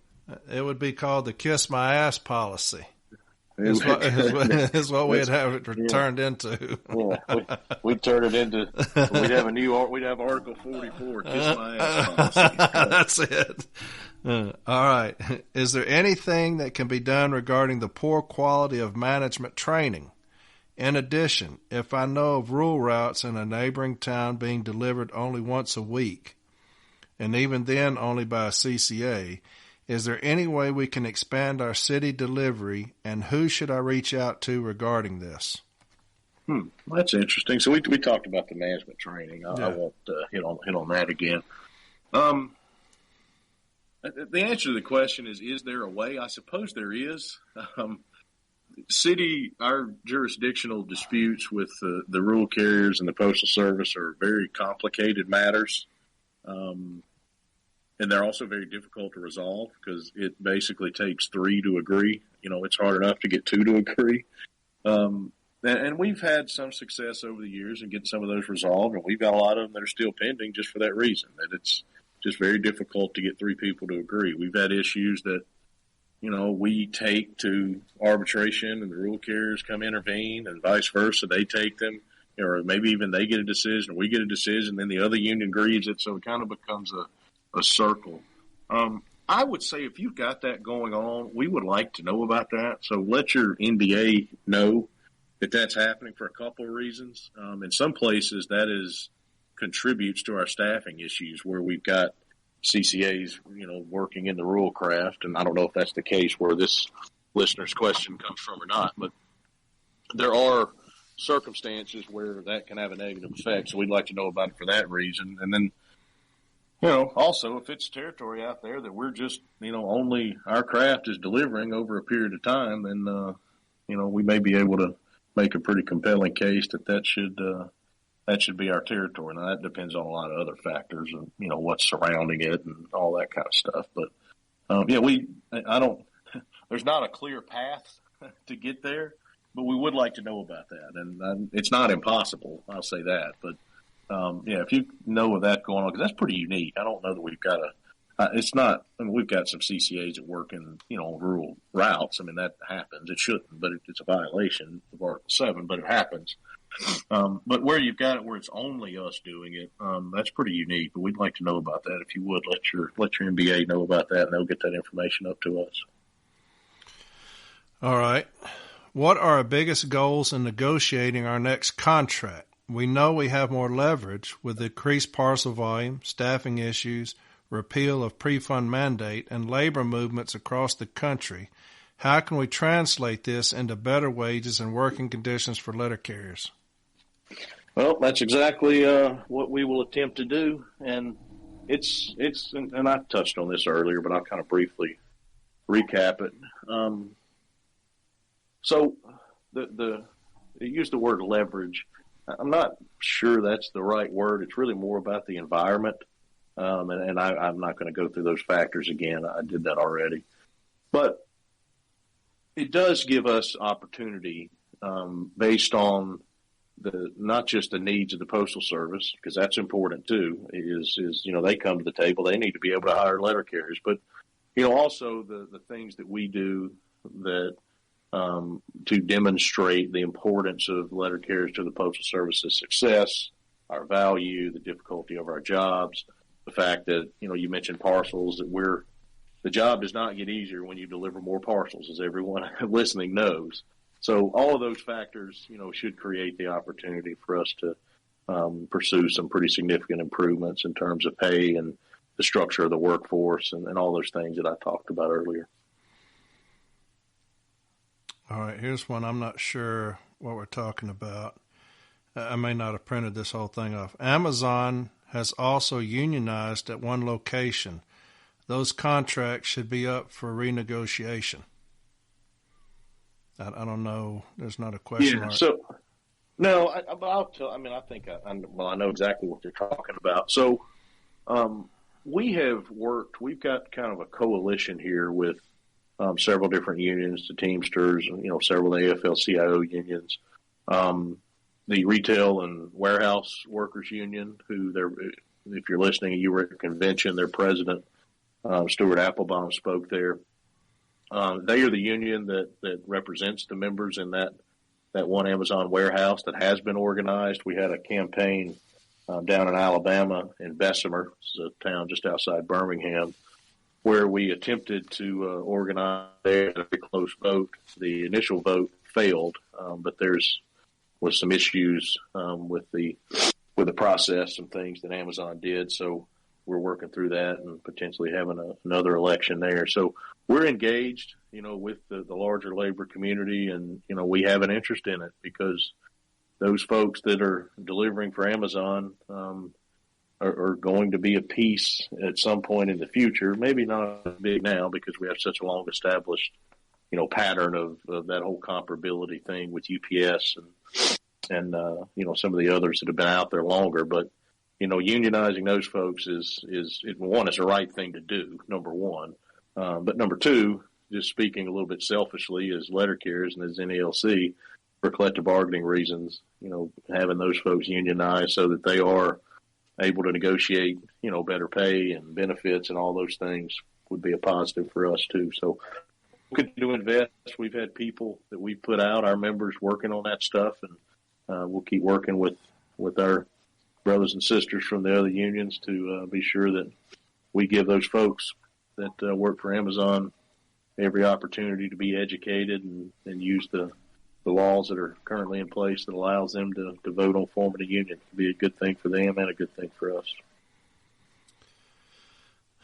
We need a way to stay profitable besides forcing 80% of CCAs to quit to avoid paying pensions.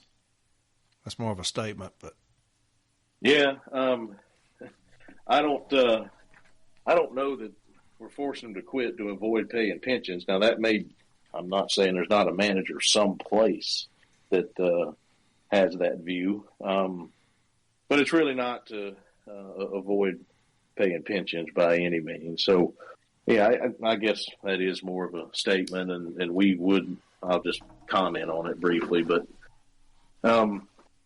hiring career employees, as I've talked about a couple different times already, would go a long way to taking care of some of these issues like, you mentioned there with so the high turnover, and then we don't retain employees at a very high rate, which negatively impacts a lot of different things. It impacts us. It impacts, everybody that's out there working because, they're having to work longer hours that they may not want to.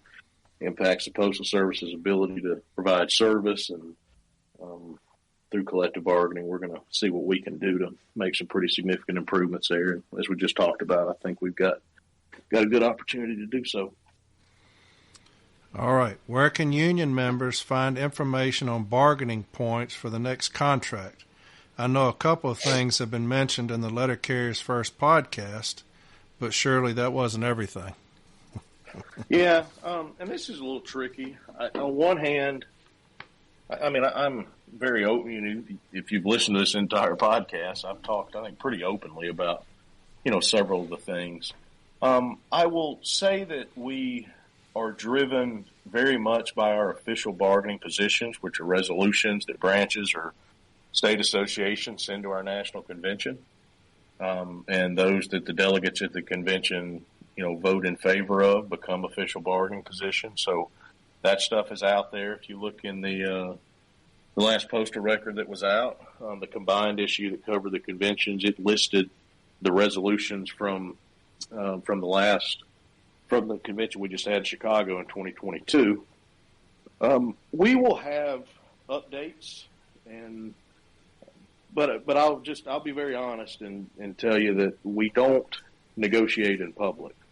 And the reason for that, while I completely understand every member's desire to know what's going on, it does not benefit us to negotiate in public. That can only harm the process. So we will provide updates. I'll tell you, if you have an opportunity to attend your regional trainings or state trainings or state conventions or branch events that a lot of times, even after we start the process, there'll be resident officers that attend those, and they will, in that forum, give usually give some pretty good updates about what's going on. But just generally speaking, the things that we've talked about here, moving toward an all-career workforce, higher starting pay, we want to get to the top step quicker. And then, on the work rules side of things, there's a lot of things that are out there that we'll look into. We mentioned the Article 8 issue. There's other stuff that's, maybe not as, I guess, it's as important to some. There's things like the way we process dues and stuff like that that'll be on the table. So then some of the stuff we've had going on a pilot basis. We've mentioned the new employee experience. We've got a mentoring pilot test that's out there that we've sort of merged those two things together, and that's gone well. So some of those things will be there. And then, stuff like I mentioned, subcontracting is always a big one. That'll be on the table. Things like, how much we maintaining where we are in terms of how much we pay for our health benefits. And so there's a lot of things like that will be up for discussion. And we will put out as much information as we can, because we understand, the membership's desire to know. But what I will not do under any circumstances is release information that would somehow compromise what we're able to achieve in collective bargaining. So we'll find that right balance and get everything that we possibly can out there for people to know. But again, at the same time, we have to be cautious about, things that get out in public and in the media and that sort of stuff that could only negatively impact what we're able to achieve. So we'll find the right balance there. All right. Can stewards and union members please have access to arbitration awards like all other documents? That said, I'm sure if you request decisions related to whatever issue your station is facing, the NBA would probably send you info. It's a bummer that it's a bummer that you got to go through a middleman when there's a database out there, though. Yeah, and I completely understand the question. I think the best way for me to answer this is probably to tell you why it is the way it is. And Corey, you might even want to comment on this because you'll have a pretty, not unique, but experience, let's say, perspective on it. So, regional arbitration awards have a lot of value. Their main value comes in where if you are representing letter carriers in the installation where that regional award, where the grievance that resulted in that award originated, clearly it has a lot of value. It also has a lot of value for our advocates that are presenting cases, not just for them to use as cites, as precedent, as a persuasive value for the arbitrator, but they also can use those awards to maybe look at how an arbitrator views a particular issue, or sometimes can take away certain types of strategy or argument from reading awards.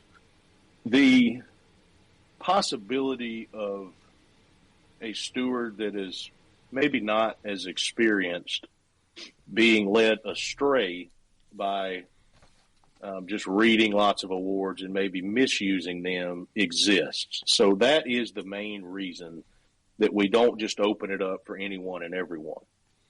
There is a little bit of a privacy concern for some of the, maybe some grievance that are out there that, there are details of maybe incidents that happened in some cases that those individuals would not, just won't open for anybody to read that didn't need to read that to help them in their role as a representative. So I am not saying we will never do it. It's possible, but the access has to be controlled somewhat for those reasons, if that makes any sense. But you are correct. If there is a need for an award that, you need for representation purposes, you can get that from your regional office at any time. Just give them a call and they'll be happy to get you what you need. And I always talk about cites on my podcast. And matter of fact, on my website, I put up the sites that I reference in my episodes, and I know that there are varying opinions. I know that a lot of B teams and Formula A's hate when you put sites in there because they say a lot of them don't even pertain to the issue that you're talking about. And so what you're talking about, make sure that you're putting the right site in for the right issue.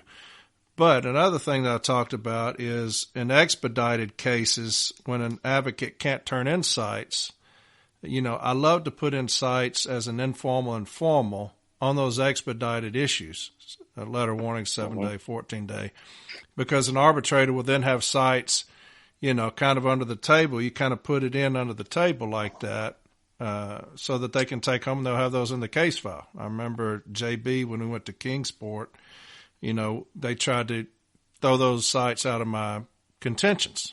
And the arbitrator said, no, those are the contentions. They're just going to stay in there. So there are times when they're very valuable, but also I know there are a lot of B team members say, please don't put sites in your stuff because sometimes you may not be helping yourself. You may be hurting yourself. So we talk about that a lot. We talk about that a lot on this episode. And it can, it can be positive, yes.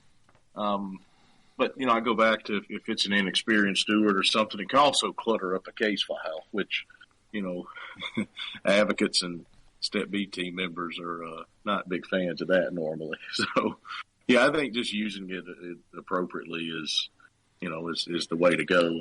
And it takes some experience and, that's why people listen to stuff like this, is to learn how to do this kind of things, which is a great thing. If National isn't able to get rid of CCA position and move to a fully career workforce, will y'all look at closing the letter carrier paragraph loophole for off assignment mandating? Yeah, I think I talked about that earlier, that has been a topic and, the last couple of rounds of bargaining, and I'm sure we'll dig into it again.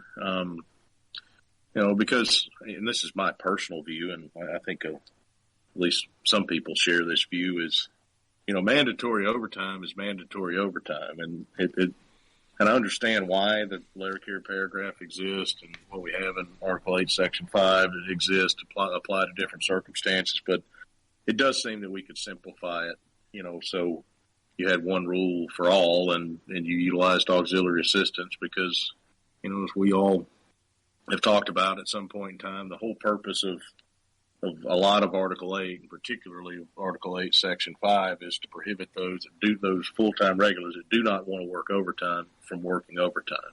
And I think it could help us in that regard. All right. Where can the carriers go to find legal help during their EEOC process? We're having problems finding attorneys to finish the process, and oftentimes most of them don't like to go against the post office. Yeah, that's kind of a hard question, to be honest, to answer just very generally. What I will say is, that's your choice as a carrier. But if you would like us to, possibly assist or advise on, who maybe we could find one in your area, we'll be happy to do that. So if you have a question about that, I would tell you probably the best thing to do would just be call NALC headquarters. You could ask for me.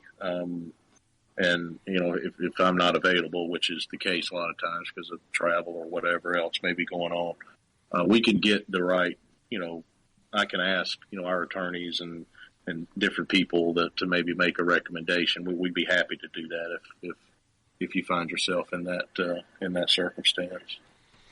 All right. This one you've covered majority of it. I don't know if you want to touch on this first part, but it says, as a CCA, I would like to hear the history of the Tier 2 wage table and creation of the CCA position, including management's contentions that convinced the arbitration. And the real question for Mr. Renfroe is, what are the chances Tier 2 in the CCA position can be renegotiated to, better yet, eliminated? You've already touched on that, but if you want to talk about the history of it. Yeah, so I guess I should cover that because, realize there's over 100,000 people, that are letter carriers and members of NALC that have started since 2013, which was when in January of 2013 is when the DOS award was issued. But to understand, what took place there and the result, I think you have to understand the circumstances. And, I've talked about that bargaining environment. Well, here were the things at that time that affected the bargaining environment. So, this country had its worst recession since the Great Depression in 2009 and leading into even into 2010. And at the same time, we're reaching the peak of, let's call it the electronic diversion, where even prior to the recession, first-class mail volume. So first-class letters are still the most profitable piece of mail for the Postal Service from a revenue standpoint in terms of what it cost. Now, it's very affordable for someone to mail a letter, but when you compare that revenue they get versus the cost to process and deliver that piece of mail, it's still the most profitable piece. Because of email, we had already seen the first-class mail volume decline. At that time, it was more so caused by people not sending as many, greeting cards or birthday cards or personal correspondence, so much of that. And look, everyone listening to this podcast probably the same way. We do a lot of that stuff through email now. Then when the recession hit, you had companies that did, really relied on first-class mail. Think of credit card companies that would just send tons of mail. The impact of that recession, even though the recovery started in, maybe 2011, 12, 13, in 2009 into 2010, it took away a gigantic amount of first-class mail volume because with the recession, you had so many large mailers that just simply didn't invest money in using first-class mail anymore. So you were faced with, in this round of bargaining, which started it would have been August of 2011, we had a employer, a Postal Service, who had lost a tremendous amount of revenue, which then made the pre-funding payments that started in 2006 with $5 or $6 billion a year, that thankfully just this year we finally got repealed legislatively. But at that time, you're making those payments, you've lost a gigantic amount of revenue. One of the other postal unions had, in 2010, before we opened agreement, reached a agreement on a contract that included a non-career workforce. It included a true two-tier wage scale where employees hired after a certain date would never reach top step pay. They wouldn't go to step O. Their pay would stop at, I forget what step it was, K, L, something like that. Maybe H, I'm not real sure, to be honest. The details I don't recall. So you're going into bargaining, and then those are the environment that you had at that point in time. You had an employer that was experiencing billions of dollars in losses every year. Mail volume that, even though, by 2011 the recession had started to trend up and the recovery had started, that mail volume that the Postal Service lost did not come back. The first-class mail did not. E-commerce had not yet boomed to the extent it would in the next few years, where, now in large part parcel revenue has replaced that lost revenue. You had this precedent from another union that had created a non-career workforce to serve as their primary leave replacement and that kind of thing that had traditionally been PTFs, career employees. You had also with that two-tier wage scale. So a really difficult bargaining environment. And the parties reached impasse, went through interest arbitration with arbitrator Das being the neutral arbitrator. And it just simply was a matter of fact that there was no way to avoid NALC having a non-career workforce like the CCAs. And our main priority in that round of bargaining was not having a true two-tier workforce to ensure that, everybody got to step O. We were able to achieve that. We also thought that because our job is harder, that this new classification of CCAs should be paid more than what the non-career classification and the other craft was being paid. So we were able to achieve that.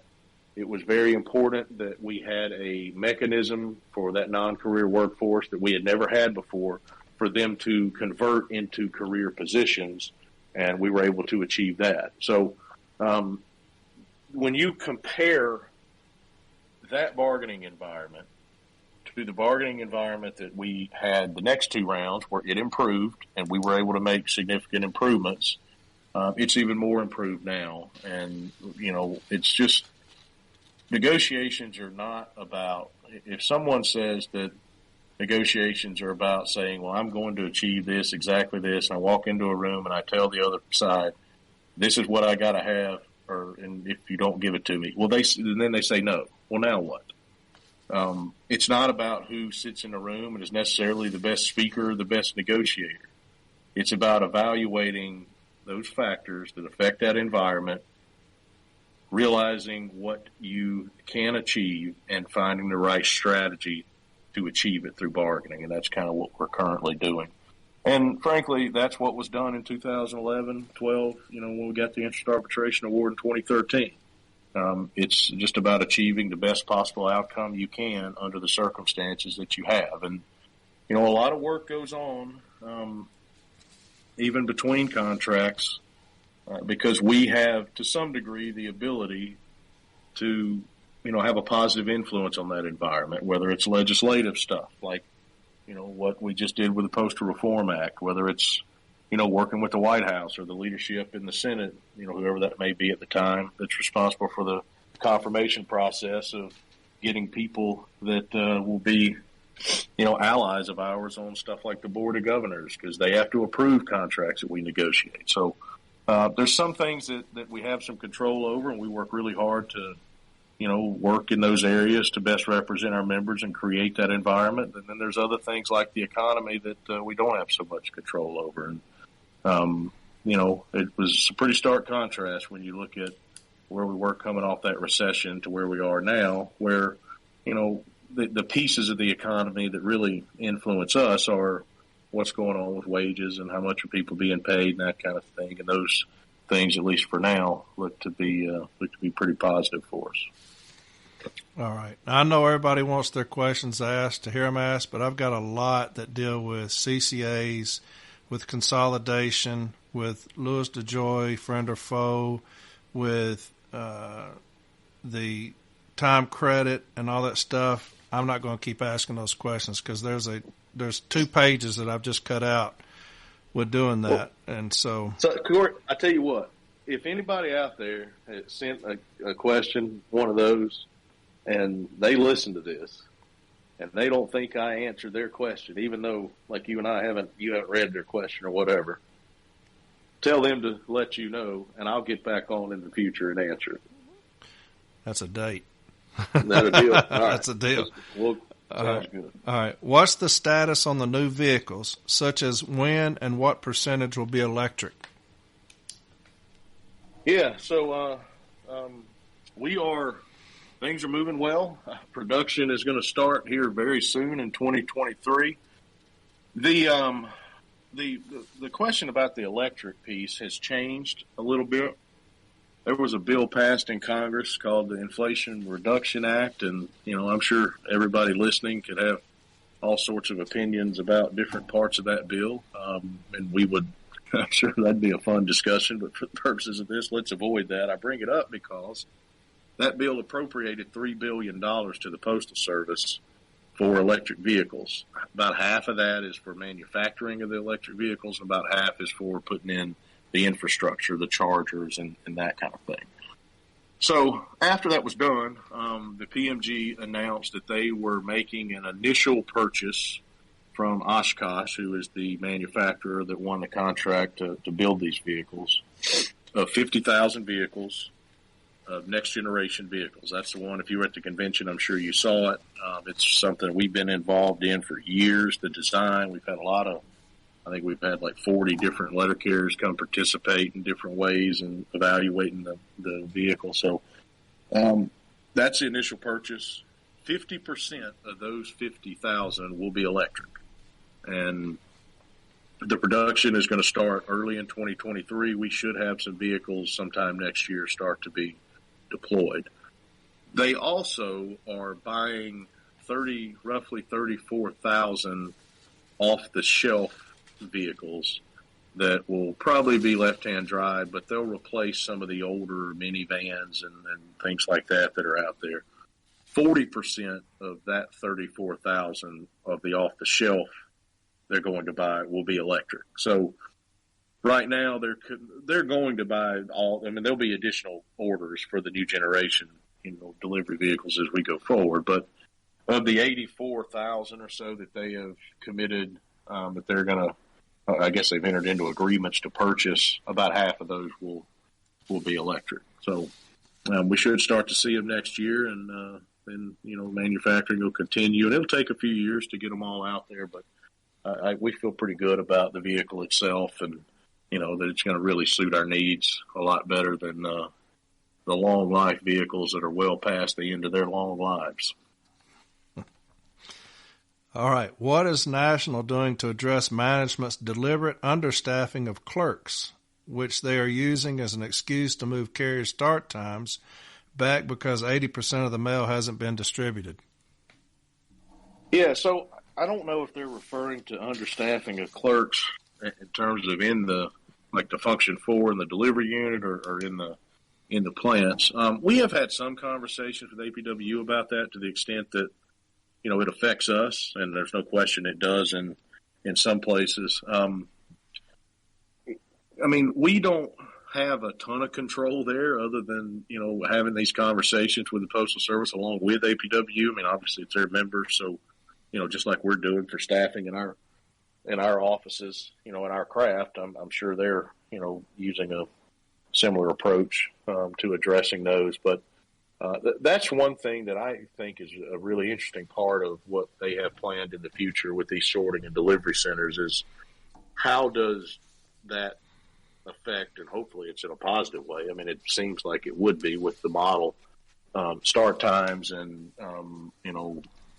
being sure that, because you got a place with hundreds of routes, that's going to take a lot of distribution clerks and that kind of thing. So, we'll definitely be engaged to monitor how that's built out. But, if you've got that going on and it's something that's pretty evident, feel free to get that information to your NBA office, and they'll forward it up to us. And if that's something we can address, then we'll definitely make an effort to do it. Can we work on getting letter carriers added to the move over laws?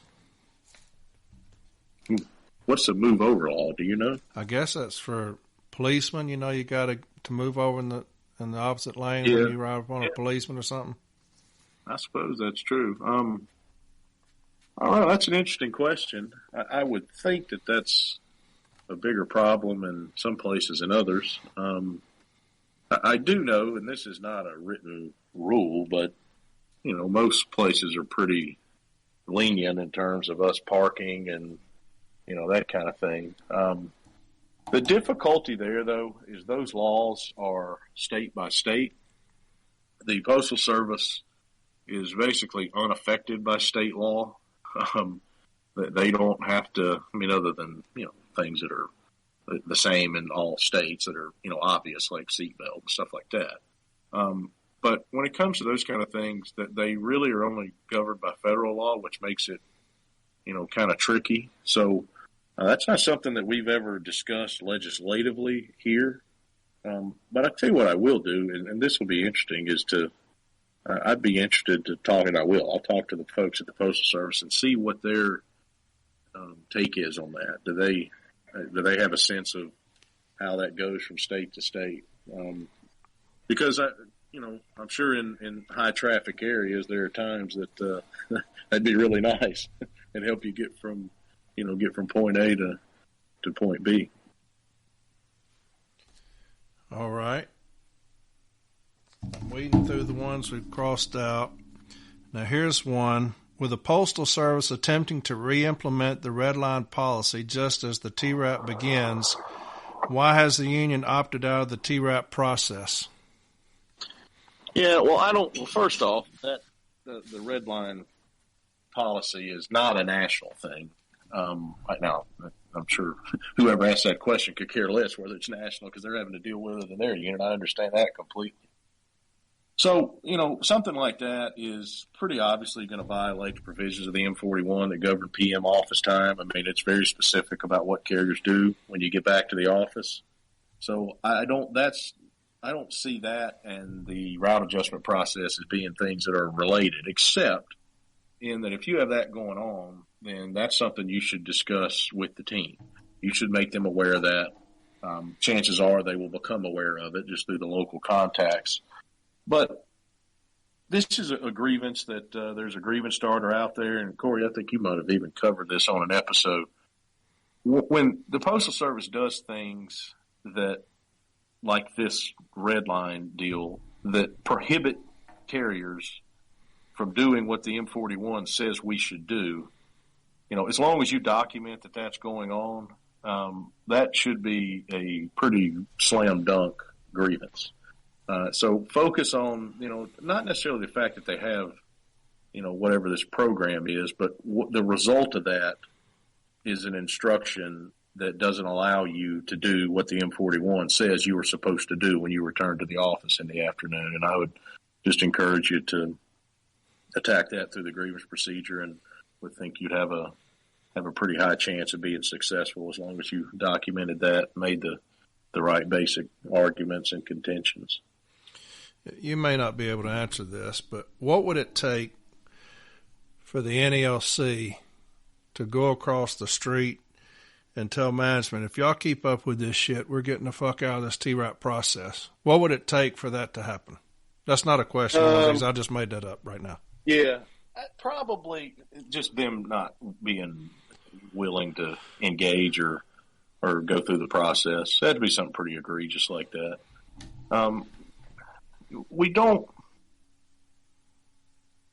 That's typically not the way, things work. I mean, there's a lot of stuff out there. You've seen agreements where, each side has the ability to opt out of it. It's normally not, and I just think of it like this. If the Postal Service came to me and said, hey, if you don't do this, we're going to opt out of this, I'd say, go ahead. I don't respond to threats like that. And, so we don't really make them. Now, if there was, some kind of gross noncompliance or misconduct with the agreement itself and the process, or some issue that was raised and they just refused to address it with their people, then sure, we would consider it at that point, but it would be something related to, their conduct or what they're doing in the process. All right. And also, this is, it normally, when there's something going on out in the field that, we become aware of that's a, clear violation. Let's say this, like that red line thing is going on in whatever, some district, some DM put out something to do this across the district. We can normally get that fixed, without having to go down that road, just because it's a contract violation. And when it's done on something of a large scale, they run the risk and understand that there's a possibility that could turn into a national grievance, which would be pretty embarrassing for them to have something that's such a clear-cut violation of the collective bargaining agreement or handbook or manual or whatever it is. So normally with the folks over there, when something like that's going on, we're able to get that stuff resolved just by pointing it out to them and why it's wrong and why it shouldn't be happening and so on. So usually doesn't get to a point where that's what's necessary to get something like that fixed. Now, that said, I obviously don't become aware of everything that's going on, and that's the reason we have NBAs and great folks at the branch level and stewards and the grievance process and all of that kind of thing. Man, you're in the home stretch, baby. You got just a few All more. right. A few more. We've only been on for about half an hour, haven't we? Well, it's 3 hours. Will this be the longest episode ever? I think so. Yeah. It's 3 hours. And I still got 2 hours of talking when you get off of here. Ooh. I'm just kidding. I'm just kidding. Bless you. All right. Is there a way to see the total amounts of money paid out yearly from grievances? Can National use that in their discussions for the upcoming contract? And we talked about this a little earlier. There is a way, yes. We could request that. I mean, we do request stuff for information for collective bargaining. And is there a way we could use that? Yes, there is a way we could use it. But I think even though local managers and we all know this, are not held accountable the vast majority of the time for stuff like that, the folks at the Postal Service at the headquarters level, they are aware of that stuff. They know, what kind of money is being spent on grievances. And it's one of those things that doesn't always take us throwing it in their face for it to be effective.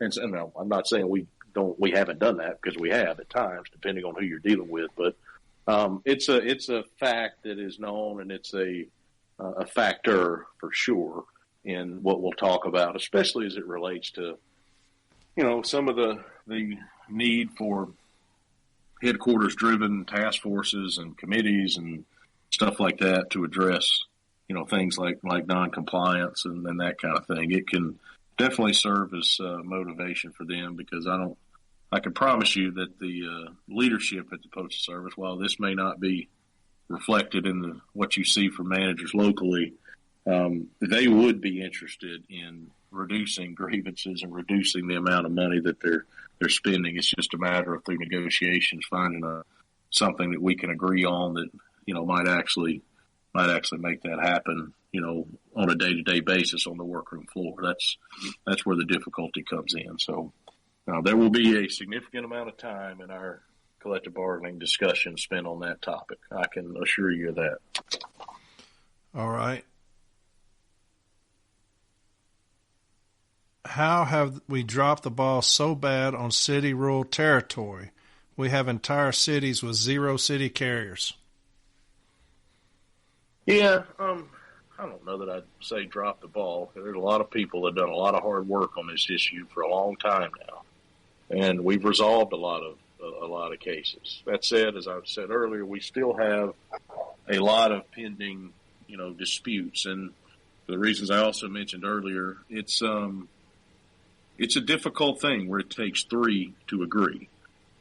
The rules, so to speak, are kind of vague. The Postal Operations Manual has it lays out some stuff, like the Postal Service's considerations, whether they assign it to city, they assign it to rural. And it's just an issue where we have a committee, we have conversations, we are able to resolve cases from, time to time. But short of us taking every one of these disputes and having a tripartite arbitration hearing, which is a possibility to have in the future, that is ultimately what resolves these, either agreement or going in that direction. So we keep working on them. I mean, as I said, we know everything that we have. A lot of people that have done a lot of work on them. We talk to the rural carriers about it, pretty consistently. We get, talk with folks at the post office with them together. I do have some ideas that we could, potentially put in place. Maybe have like a local implementation period where, we would give some guidance and have representatives from the NALC branch and from the rural carriers and from the postmaster or whoever in that particular installation to sit down and talk about trying to draw some boundaries that are fair to both sides. And look, if we did that, and even if a small percentage of people actually reached an agreement there, that would still resolve the city rural issues in that place, forever. So, but even that's tricky because, again, you got to have 3 people, agree to something locally. So it's a difficult problem. I mean, all the cases that were out there that were, a little easier, let's say, to resolve have been resolved. So the ones that we have are ones that have very tough issues that, both sides have, pretty strong feelings about and are nowhere near one another in terms of our positions. And, but we'll continue to engage on it and, hopefully at some point in the future, by one way or another, get some resolve to those things in a way that, brings some deliveries back into our craft where we think they should have been ours initially, and we don't lose deliveries, because there's just as many of those cases out there where the rural carriers have grieved stuff that we've gotten that in their view they should have gotten. So we'll keep engaging with them, and hopefully we'll make some progress pretty soon, either through kind of that concept I talked about or something else. All right. As far as work hour limits in Articles 85F, 85G, and ELM 432.32, is there any plans to attempt to add language to these provisions that states something like a carrier cannot be disciplined for refusing to work over these work hour limits? I sure hope so. That I'm not sure if in negotiations that would be something that just to be honest about it, would probably be difficult to achieve with a voluntary agreement. I mentioned earlier briefly that CAU has been our contract administration unit. Even over the last few weeks, we really dug into, how to approach this, out in the field, and there'll be some information that comes out through your MBAs about how to put together those files. And we've had some success in places where we've had, just continuous violations and achieved exactly that through arbitration. We just recently had an award from Kansas a few weeks ago that did exactly that same thing. It basically said carriers can, when they've reached those limits, that they can leave, with impunity, and there's no, they can't be disciplined or anything like that. But it has become a bigger problem with the staffing issues that are out there. And we are exploring how to combat that, whether through the grievance procedure. We definitely can do it, locally, but also, looking at potential. Is there anything we could do on a national scale? And you just have this conflict between Arbitrator Mittenthal a long time ago said those work hour limits are absolute. That was the word he used. But then you also have the remedy that's in the JCAM that came from Arbitrator Snow, and by specifying a remedy for a violation, if you're the Postal Service, you're going to take the position, well, if they told us here's what the remedy is, then, it's inherent that it can happen. So you've got that conflict, and that's the issue that we're dealing with. And, thankfully, for NALC, we're so lucky. We still, our attorneys, we still have a couple of them that were involved in those hearings back in the 80s. So, that's been beneficial, just the historical perspective and that kind of thing. So we're going to keep dealing with that, but it's an issue that we have taken on. It's grown, too much. It happens too often, and it was never intended to be used by the Postal Service as much as it is now, where it's not something where you can just violate it and pay the 50%, and that's that. And that'll be covered in what you'll see coming to the branches from the MBAs here in the pretty near future about how to frame those continuous issues and, framing an Article 15 issue with noncompliance if you got previous grievances, and how to get to eventually or potentially get to that remedy of carriers being able to be protected from discipline and going home when they reach those maximums. All right, got three more. In Article 8, in Article 8.5, there's a provision regarding 10-hour ODLs.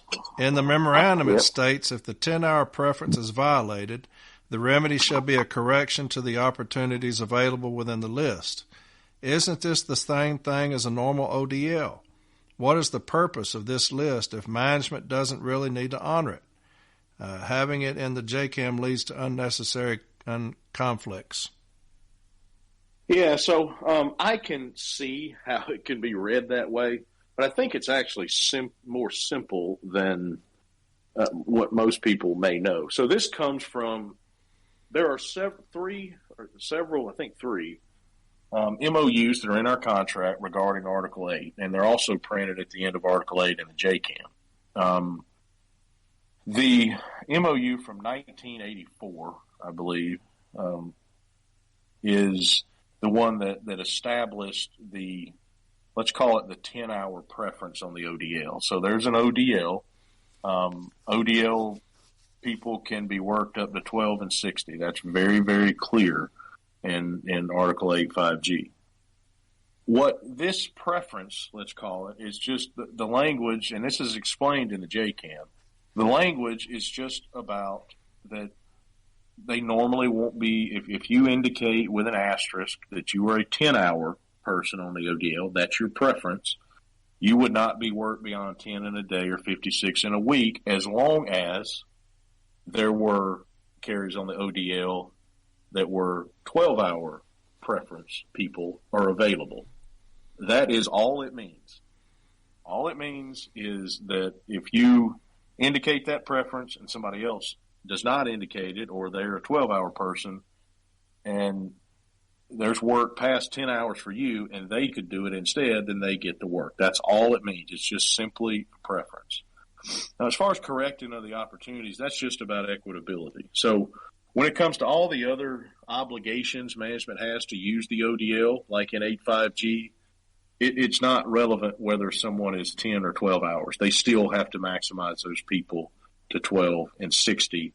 It's just that if you've got work and you've got a 10-hour and a 12-hour preference that are available, and that work goes beyond 10 hours, you would give it to the 12-hour person. It's just simply a preference. All right. Now, this one's, I don't know if we still do this. You may know. It says, hello, I'm a carrier in this certain region, former steward. Our office has been sharing cases since, I believe, September of 2017. I just listened to your podcast on ergonomics and was thinking it might be a good way to grieve the shared casing. So far, we have been told we cannot do anything to get rid of it. We have half our route starting at 7:30 a.m., obviously with the understanding they will case and leave within an hour, so that those of us who begin our tour at 8:30 can begin to case our routes. The second group of carriers' mail is staged on the bottom shelf of an APC, so lots of bending over to retrieve tubs of spurs and bundles of retail me-nots, etc., out of the APC. We had coffins from mail, but they were removed with little to no explanation. Space issue is what they say. We have 11 city routes and 14 rural in our office. No shared cases for the rurals. They take up most of the office. Would love some ideas to suggest to our union on how to eliminate this mess. Lots of missorts, overtime inequity, sharing equipment during COVID didn't seem to faze them. Yeah, so I think you're on the right track. So for those that may not be familiar with this, and thankfully not many of you are because it's not in a lot of places, but it is in some places. Back in, I think that question that the listener said 2017, but back in, I think this started like in 2014, if I remember right, or 15 maybe. They implemented this 2-in-1 casing thing unilaterally in a few places, not a ton, but a few places around the country. And the reason for it, they say, was to create space in the office. The problem is, like they do with so many other things, they didn't put any thought into it. They just said, all right, Route 1 and 2, you go together, Route 3 and 4 go together, so on and so forth. Here, there are two very important points to take away. Number one, there is nothing contractually that prohibits, or in a handbook or manual, that prohibits the Postal Service from doing this. Just the concept of, I'm going to have a case that, two different routes are going to use. That said, what you should focus on, and I think it sounds like that this person is on the right track, is you should identify and grieve any violation that results from it. So there are some obvious things that you just take a look at, the M39, the M41, mostly is where you're going to find those things. We mentioned the ergonomic, the safety piece. That could, if there's something that it causes, then that could be addressed. So, but there are just stuff related to normal office duties that change, that you were supposed to do based on what the M41 says. So, and that's a little bit different in each of these places. So I would just advise you to, it's not grieving the fact that you don't frame the issue as, does the Postal Service's implementation of the 2-in-1 casing violate the collective bargaining agreement? It's got to be more, did the Postal Service violate, or did management violate, section whatever of the M39 or the M41 when they instructed carriers or these 2-in-1 casing caused carriers to have to do this. So focus on the violations that result from the implementation of it. If you do that, number one, we'll get back to a point to where if we get those corrected and they're doing the 2-in-1 and they're complying with the handbooks and manuals and the collective bargaining agreement, okay.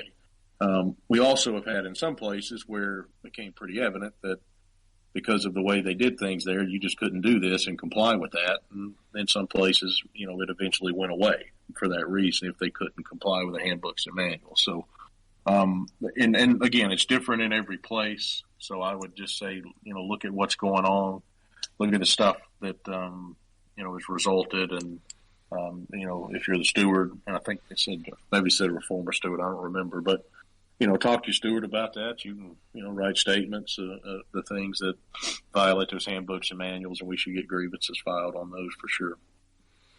All right. Just curious, what is your 5-year business plan to lead our union into the future? 5 years. So, I'm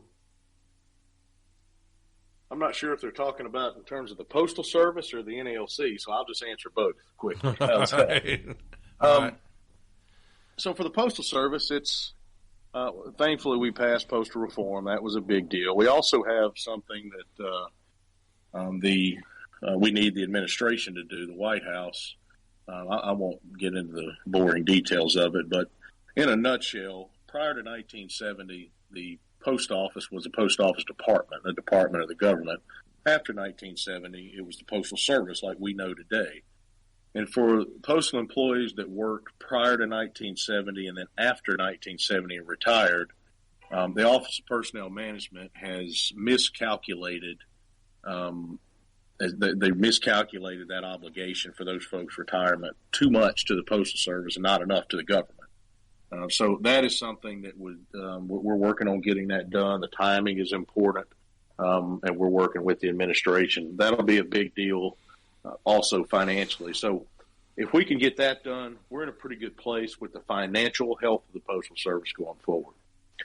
After that, as far as the USPS goes, it's just ensuring as they go through this network modernization, all the things we talked about earlier, that, it goes in the right direction. It doesn't compromise service. It doesn't negatively affect, carriers. It's something that, does what needs to be done and allows us to, as we begin to implement these new delivery vehicles, and there's a pretty serious modernization that has to happen, and making sure that's done the right way, and just recognizing that, package volume is not going to go down. It's going to go up, and being sure that we're positioned, that we can handle that stuff. As far as NALC, we are very blessed by so many of the women and men that have come, well before me, or, even President Orlando, though he's done a great job in this regard, that, our union is on very sound financial footing, and that allows us in a lot of ways to continue to grow and invest in what we do to represent our members in a lot of different areas. Obviously, the grievance arbitration procedure we've talked about a lot here. We've talked about the Regional Grievance Assistants and all the work they do.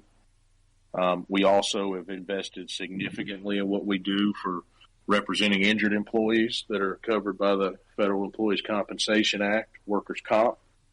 We've got several full-time folks out there. We call them Regional Workers' Compensation Assistants that help, not just directly help people with claims, but they help with training and branches. And, we've been able to do that on the legislative front. Passing postal reform was a huge deal, and it's due to, our kind of capacity and the resources we have, both politically and also out in the field to communicate and influence members of Congress. So, those areas are the main things that we do in terms of representation. And thankfully, we're in a position that we can continue to grow and invest in that, and things like training, and just try to always strive to be the best we can possibly be in terms of representation, whatever forum that's in. The other is organizing, and, we're so good at organizing. Over 93% of our members of letter carriers are members of the NALC. But, that past success doesn't guarantee anything in the future. So just ensuring that, that not just that we're signing up people to be members of the union. I mean, ultimately that's what you're looking to achieve. But we do everything we can when we hire a new letter carrier to educate them about the union, not just so they'll join, but so that the union can be as effective for them as it possibly can. NALC internally, our employees at headquarters are wonderful. We've got a great group of people that many of them are not letter carriers, but, they care about our union. They care about our people. The same's true in our mutual benefit association, our life insurance, and definitely also out at the NALC health benefit plan. And, if you listen to, I won't get into the details, but, the podcast that you asked me about initially, our letter carrier's first podcast, we've kind of dug into some of those issues when we've had Stephanie Stewart, who's our Director of Health Benefits, and Jim Yates at MBA, and with Paul Barner, talking a lot about, what we do at headquarters and that kind of thing. So, real proud of those folks and excited about what we can do here over the next few years. All right. Last one. This is just some advice. All right. Guy just sent this to me. I'm located in this part of my state. We have 7 full city routes and 1 AUX. I was a runner on my overburden route for around 2 years. I had never been given or read the M41. As I have educated myself through the handbooks and your podcast, thank you for it, by the way, I immediately realized the way I was running my route was unsafe. I have quit doing the things that saved so much time and put me in jeopardy. Management is pissed. Although they have never given me a $39.99, they deny every $39.96 I put in based on past demonstrated performance. Now I know this is BS, but the current lapdog 204B is beginning to threaten that I'm starting a war. Our local union is in shambles. 2 of the senior guys, the treasurer and trustee, got out due to political reasons, and our president just retired. Great guy, horribly uninformed. Our steward wants to be in management. So that says it all. We have 1 other carrier in the office who wants to hold management's feet to the fire. I don't know exactly what I'm asking here. Just keep your brothers and sisters in this part of their state in your thoughts and prayers. The battle is here, and we can't get our local branch on its feet to fight. What would you tell that individual? Well, first, I don't know where they're from. The first thing I would tell them is, congratulations on educating yourself. And for one main reason is the most important thing that everybody that's out there carrying mail every day needs to do is keep yourself safe. And I think that's an excellent thing. Here's what I would tell you to do is whether it's you or it's that other individual in your office that you talked about that's willing to step up, is, give your NBA office a call. Tell them basically what you said in that question, or asking for advice. And I am sure that they will, have someone there help you out and let you guys help you figure out what you want to do in terms of representation. And chances are they probably know your president and can help with getting somebody in a position to represent there. And if for whatever reason you're not comfortable doing that, then like I've said before, feel free to call headquarters and we will kind of facilitate that. So stories like that are good, knowing you got some challenges in front of you, but the fact that you've got at least one person and that you've taken the time yourself to get educated and learn about things, you never know. You might be the individual that can do that too. And we've got folks out there that'll help you out, I promise you. Brian, you have just answered questions for 3.5 hours, my brother. Man. What about that? I was thinking this. So normally when I go to these, events, and I'm so fortunate to go to, regional RAP sessions or state conventions or trainings, normally between all the stuff that I share and answering questions, it usually takes about 3 hours, and we have exceeded that on a podcast. That's impressive. Well, as a city letter carrier, I want to say thank you. I can't thank you enough for taking the time to talk to your people. Some of these questions weren't comfortable, but you answered every single one.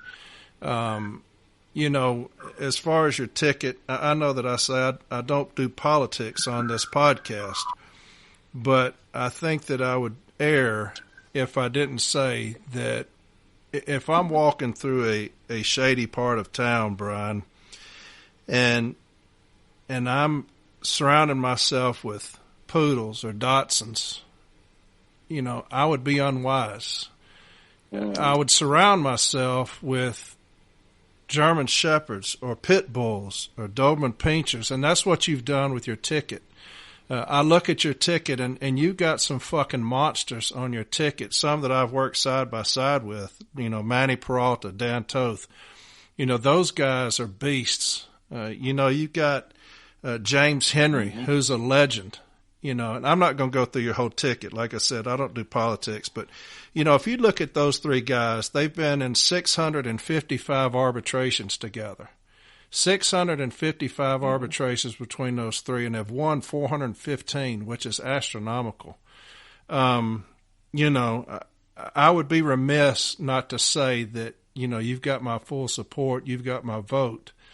Because this election, more than any other election, is the most critical because we do have a change in leadership. And so I would just be remiss if I didn't say that. Look, on this podcast, I'm going to throw rocks. If I'm not happy with something, and you know me, Brian. I mean, you know me well. I do. So, yes, I do. If I'm not happy with something, I'm going to fucking talk about it, and I'm going to throw rocks at anybody. You know, I'm that dog that got hit in the middle of the street. Anybody that comes up to me, I'm going to bite the son of a bitch. And so that's just how I am. I'm going to call shit out as I see it, and I always will.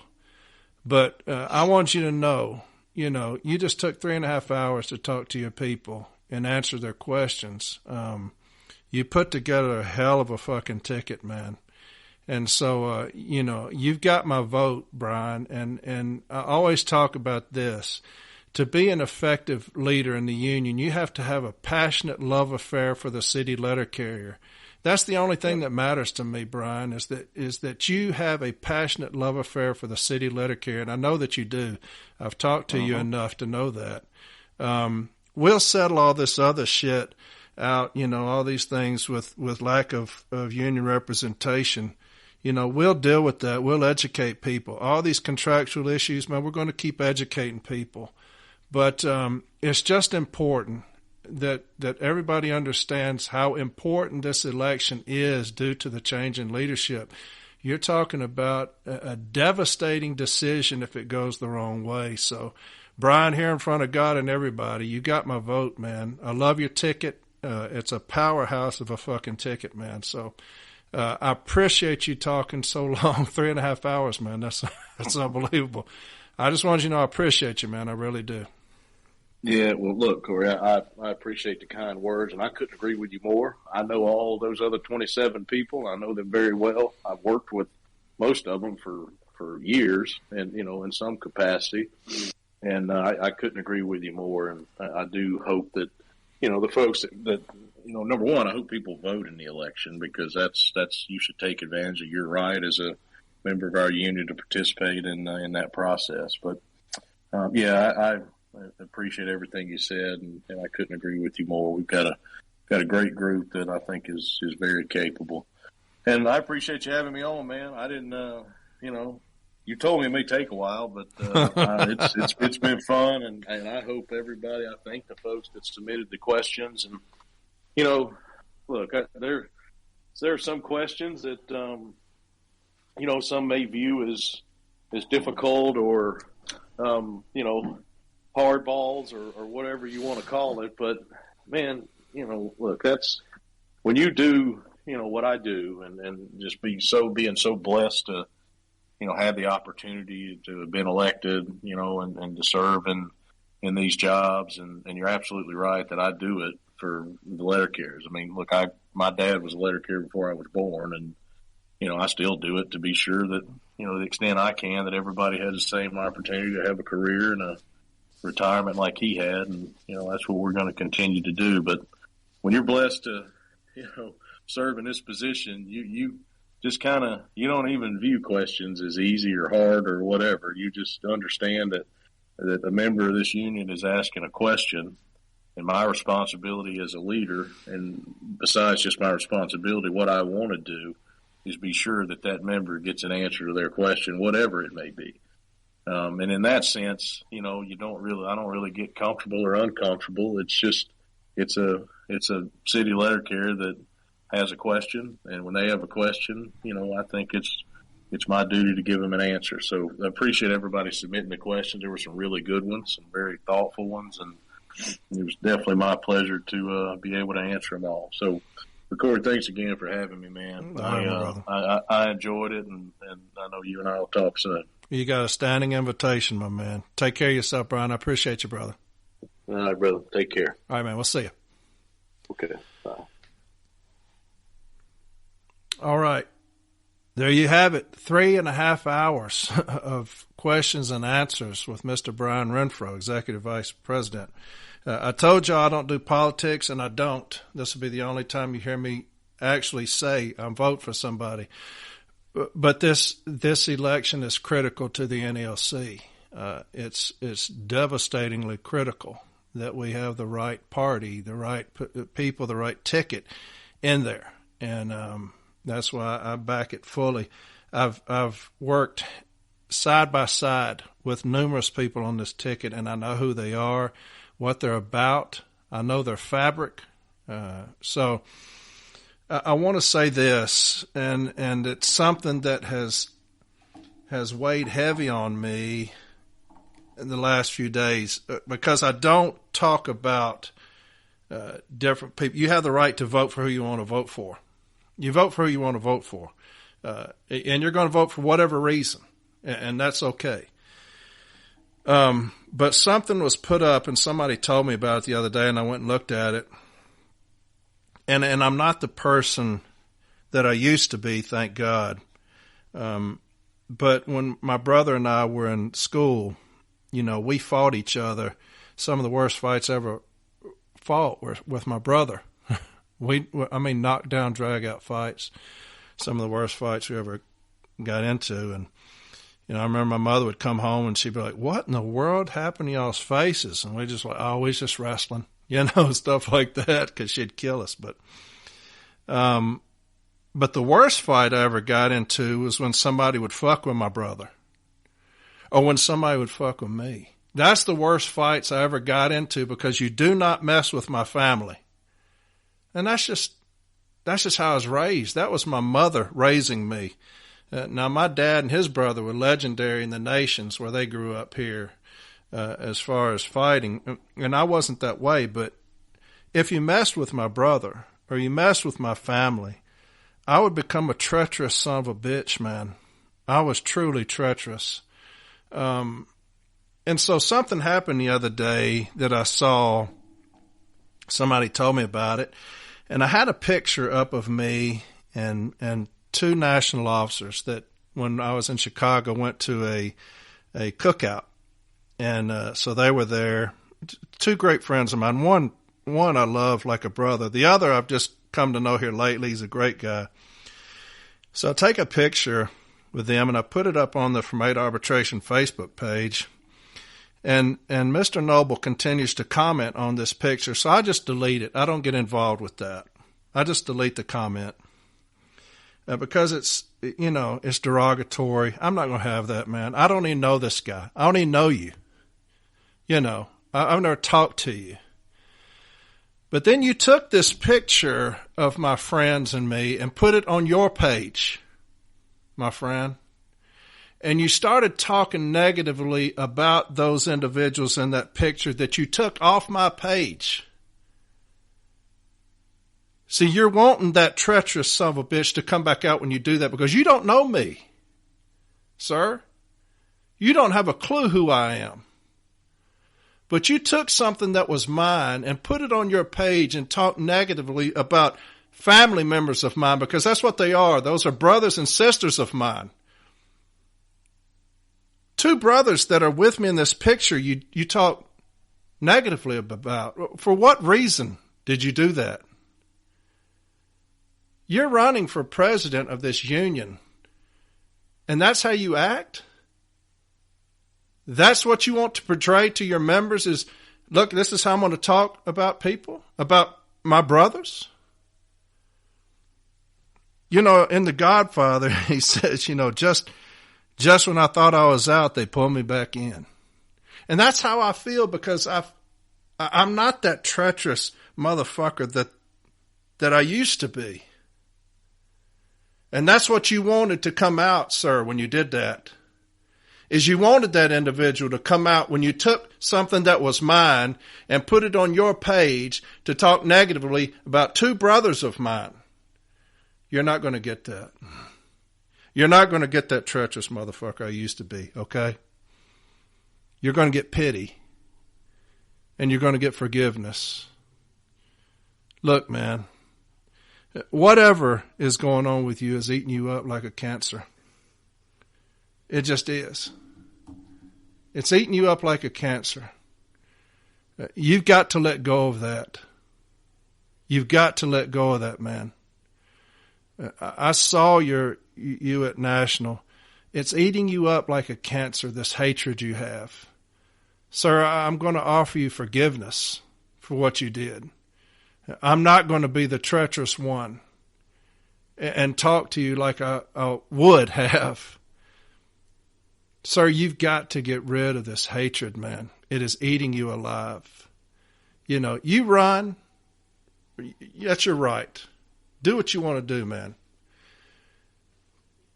But you put up a picture of two of my friends with me in it and made derogatory remarks about two brothers of mine. I offer you forgiveness, my friend. I offer you pity. You're not going to get the treacherous one. You're not going to get him. I don't even know you, man.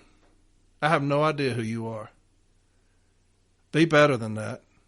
Okay? Be better than that. All right? Win or lose, be better than that.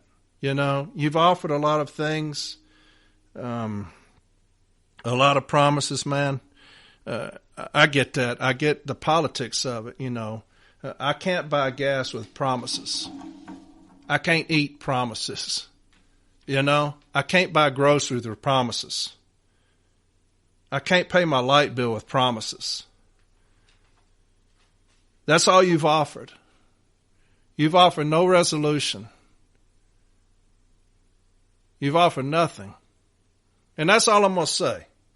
But man, when you did that, baby, you know, you almost got the wrong one. Because I love those guys dearly that you did that to. I love them dearly. And to see them flaunted out there for the world to see and you to comment like you did on it, baby, let me tell you, you were calling the treacherous one back. He's not coming, my friend. He's not coming. Forgiveness and pity came, okay? I forgive you, Mr. Noble, for what you did. And I have pity for you. You got to get rid of your hatred, man. You've got to get rid of that bitterness and hatred. Okay? It's eating your ass up like a cancer, son. All right? Hey, you're my brother, so I love you. Okay? Because you're a union brother. And I love you for that. But don't fuck around with my people. Okay? I'm going to forgive you this time. All right? So, hey, y'all vote. Vote how you want. Vote with what you've learned. Hopefully you've done the research. Vote for the best one possible. It's the most critical election we'll have in the NALC because we got new leadership coming. Okay? So y'all take the time. Educate yourselves. I appreciate Brian for coming on here. Okay? And talking to y'all for 3.5 hours. He didn't have to do that. He wanted to. He asked to. So 3.5 hours of him answering questions, you know, I really appreciate that. Next week, JB's coming on. He's going to talk about management doing carrier work. That's a big topic right now for us, okay? He's going to do a great job on that. And then the next week, I'm going to do an episode on residual mail in the DPS. It's an odd little grievance, but it's one that we need to be filing because it's going to help us as far as our office time. All right. So hopefully y'all enjoyed that today. Long episode, but y'all put in the questions. Again, get on Discord. Mr. Renfroe got on there the other night, just surprised everybody, answered questions for about 2 hours there, about an hour and a half. So he's on there now. Get on the Discord channel. All these links are on from8arbitration.com. Get on there, and you got the Facebook page. Miss Lindsay's doing an incredible job with that. Twitter, she's doing a great job with that. You've got Reddit coming in a couple of weeks. I'll let you know when that comes in. A gentleman's going to handle that. Again, thank you to Cole for helping me with this. I'm praying that all this recorded, because I'll be a sad little individual if it didn't. So, hey, I love each and every one of you. I do. I really do. With all my heart, I do. And so we're doing great things. So hopefully y'all enjoyed that. We'll do it again sometime, okay? Questions and answers with Mr. Renfroe, the Executive Vice President, soon to be President. So y'all take care of yourselves. Have a fantastic week, and I'll talk to you next Sunday. All right?